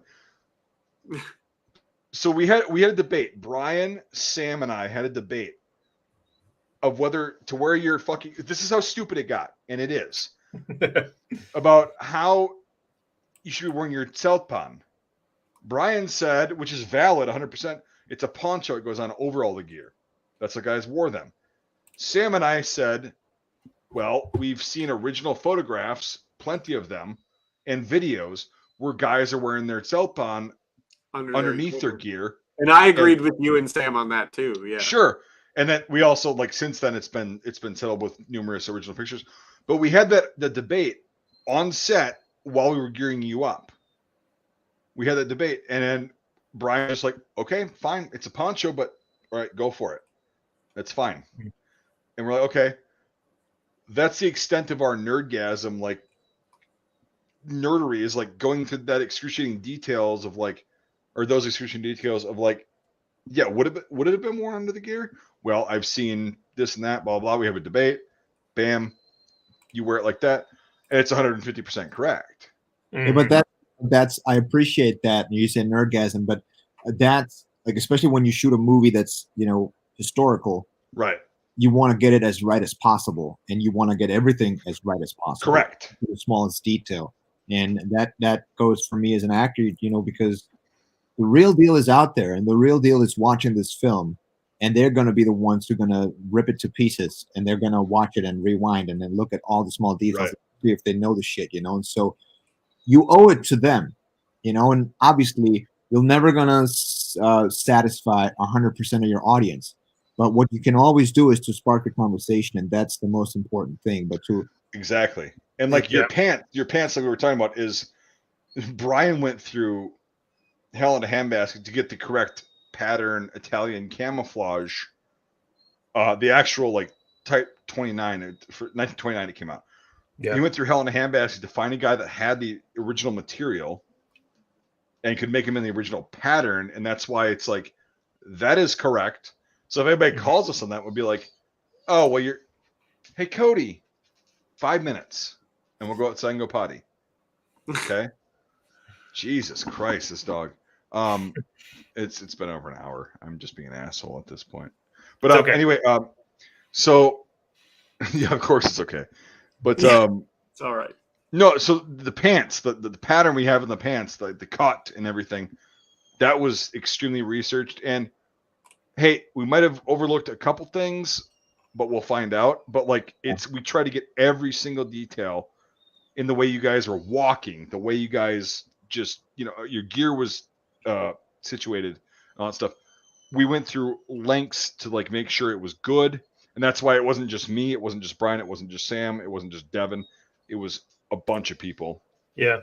Well, I mean, you got details that like people might think are mistakes, but they're not. Like the fact that Avald, his epaulets are wool instead of tropical because he's been promoted. And also he doesn't have the NCO Tressa on his collar, right? Right. Mm-hmm. So but some people might be like, that's not right. It's like, no, it actually is. That's more. That's correct. That's actually. You also got shit people have probably never even seen before that they might realize doesn't quite look right. Like the one Holly liner. Like, you know, people don't even know a fucking Holly liner existed just because they sucked so bad. Like, you know. Were you gonna say something, Chris? Another like layer of the movie and the conversation about it, but talking about details like that, our backstories were just so like involved. Like somebody very well could like see a certain point and go, "It's not right." But like you guys had so many details figured out for us to work with of why those details are not there, and that goes back to what I was saying before. It's just those little details will be appreciated by all your fans of military enthusiasm and stuff like that. And I just think that would be even so cool to expose them to some of those backstories because they're totally like interesting and involved and entities in themselves beyond the film, Yeah. Yep. And like the other things, that like, I mean, that say that I'm gonna let him out really quick. I'll be back. Go for it. Like the badges on like your guys' uniforms and such, the fact that Brander, he has the World War I Iron Cross ribbon and things like that. The fact Artur has the tank destruction badge on his sleeve. It's like people are gonna see that and then be like, whoa, like people who know what that means and everything like that, they're gonna go nuts over it. And also just like Coster Remy carrying those grenades, like the ones the repros that they usually use in movies, they're just one solid color, but they got the ones that we had those blue tips on them, which are actually how they used to be. So the fact that we even got that right, it's like to all of the war nerds out just there. Used American grenades too, like the American grenades. They didn't even use actual German ones. What? Say that again. Sorry.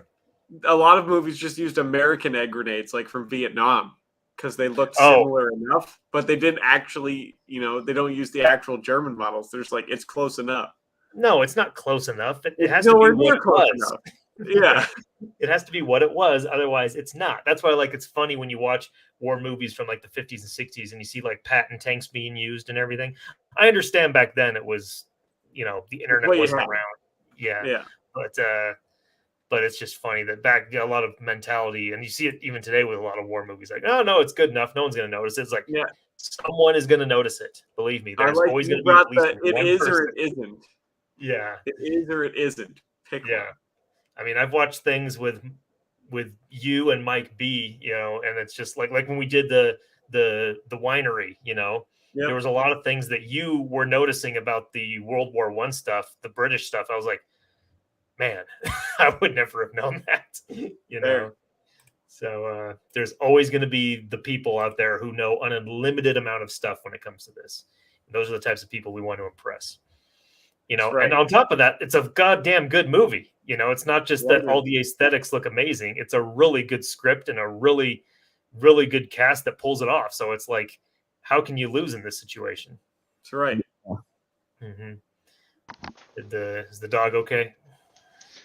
Yeah, he's still alive. You got to put him down. Barely. Well,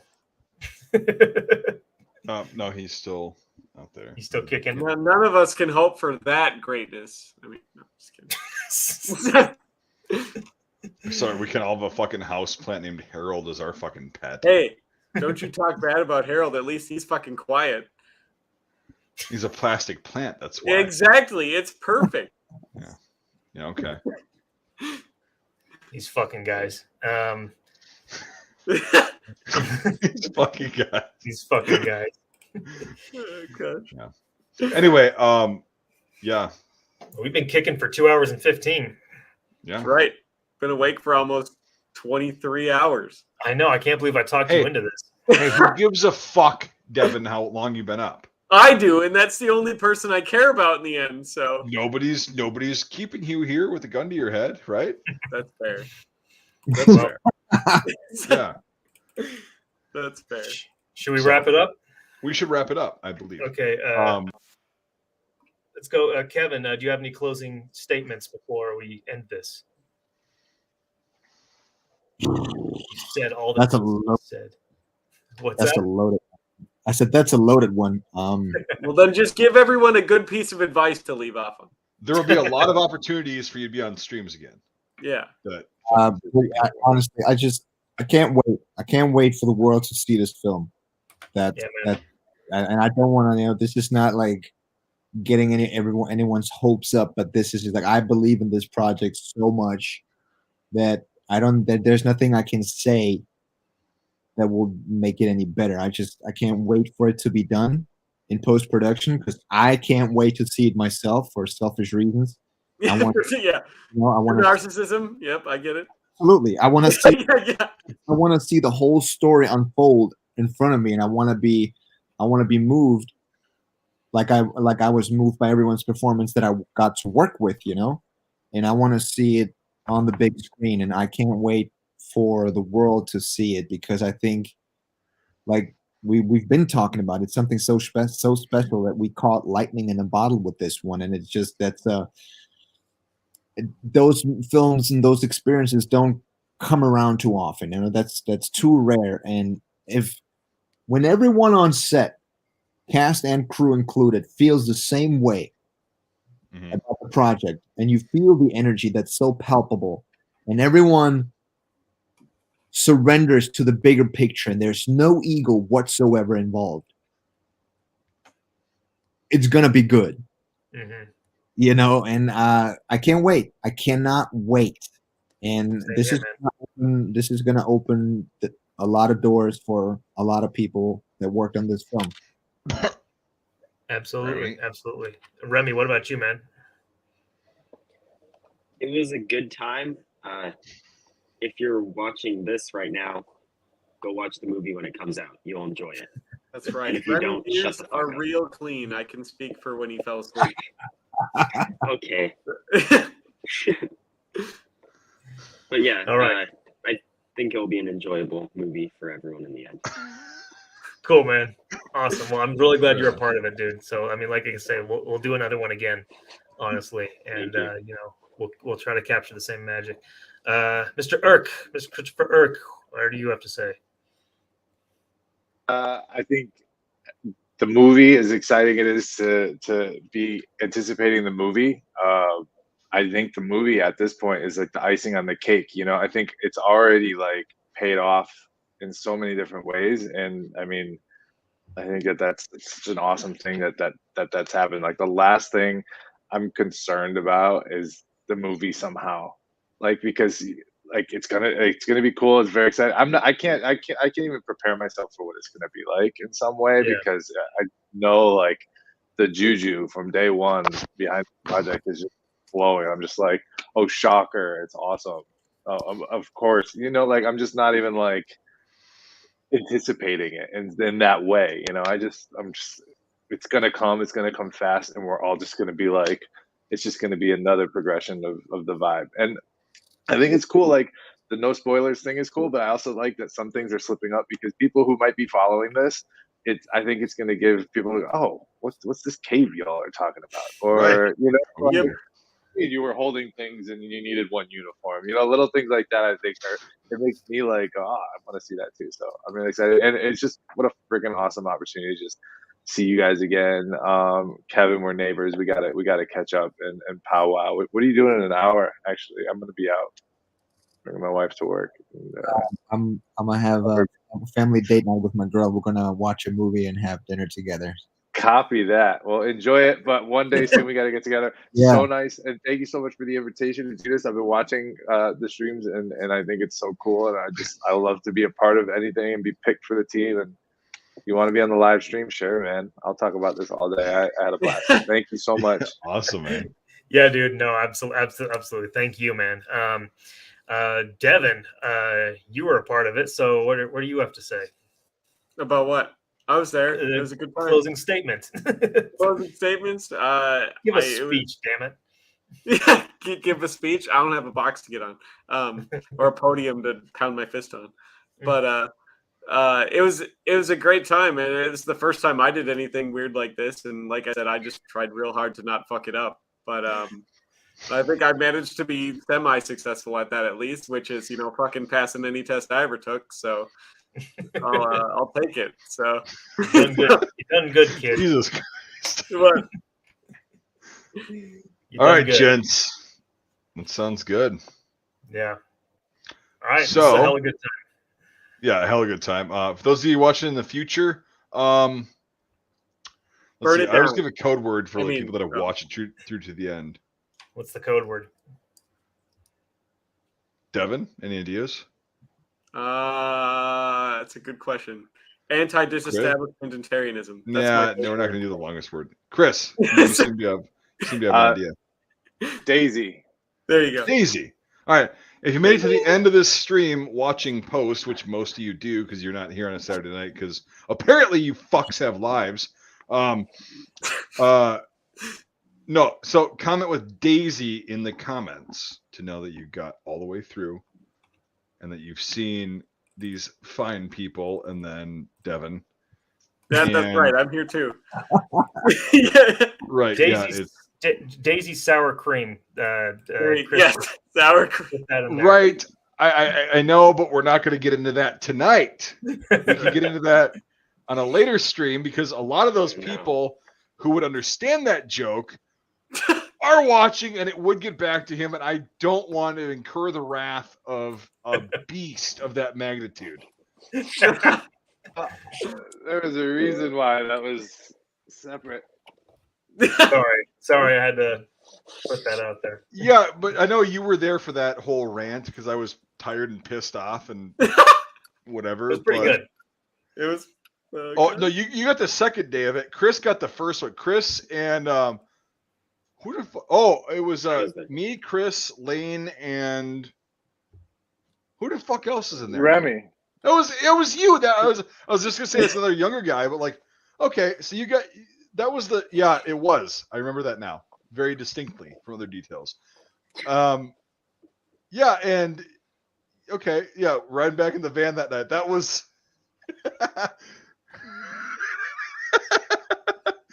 great time. Oh, good shit. So yeah, we'll say that.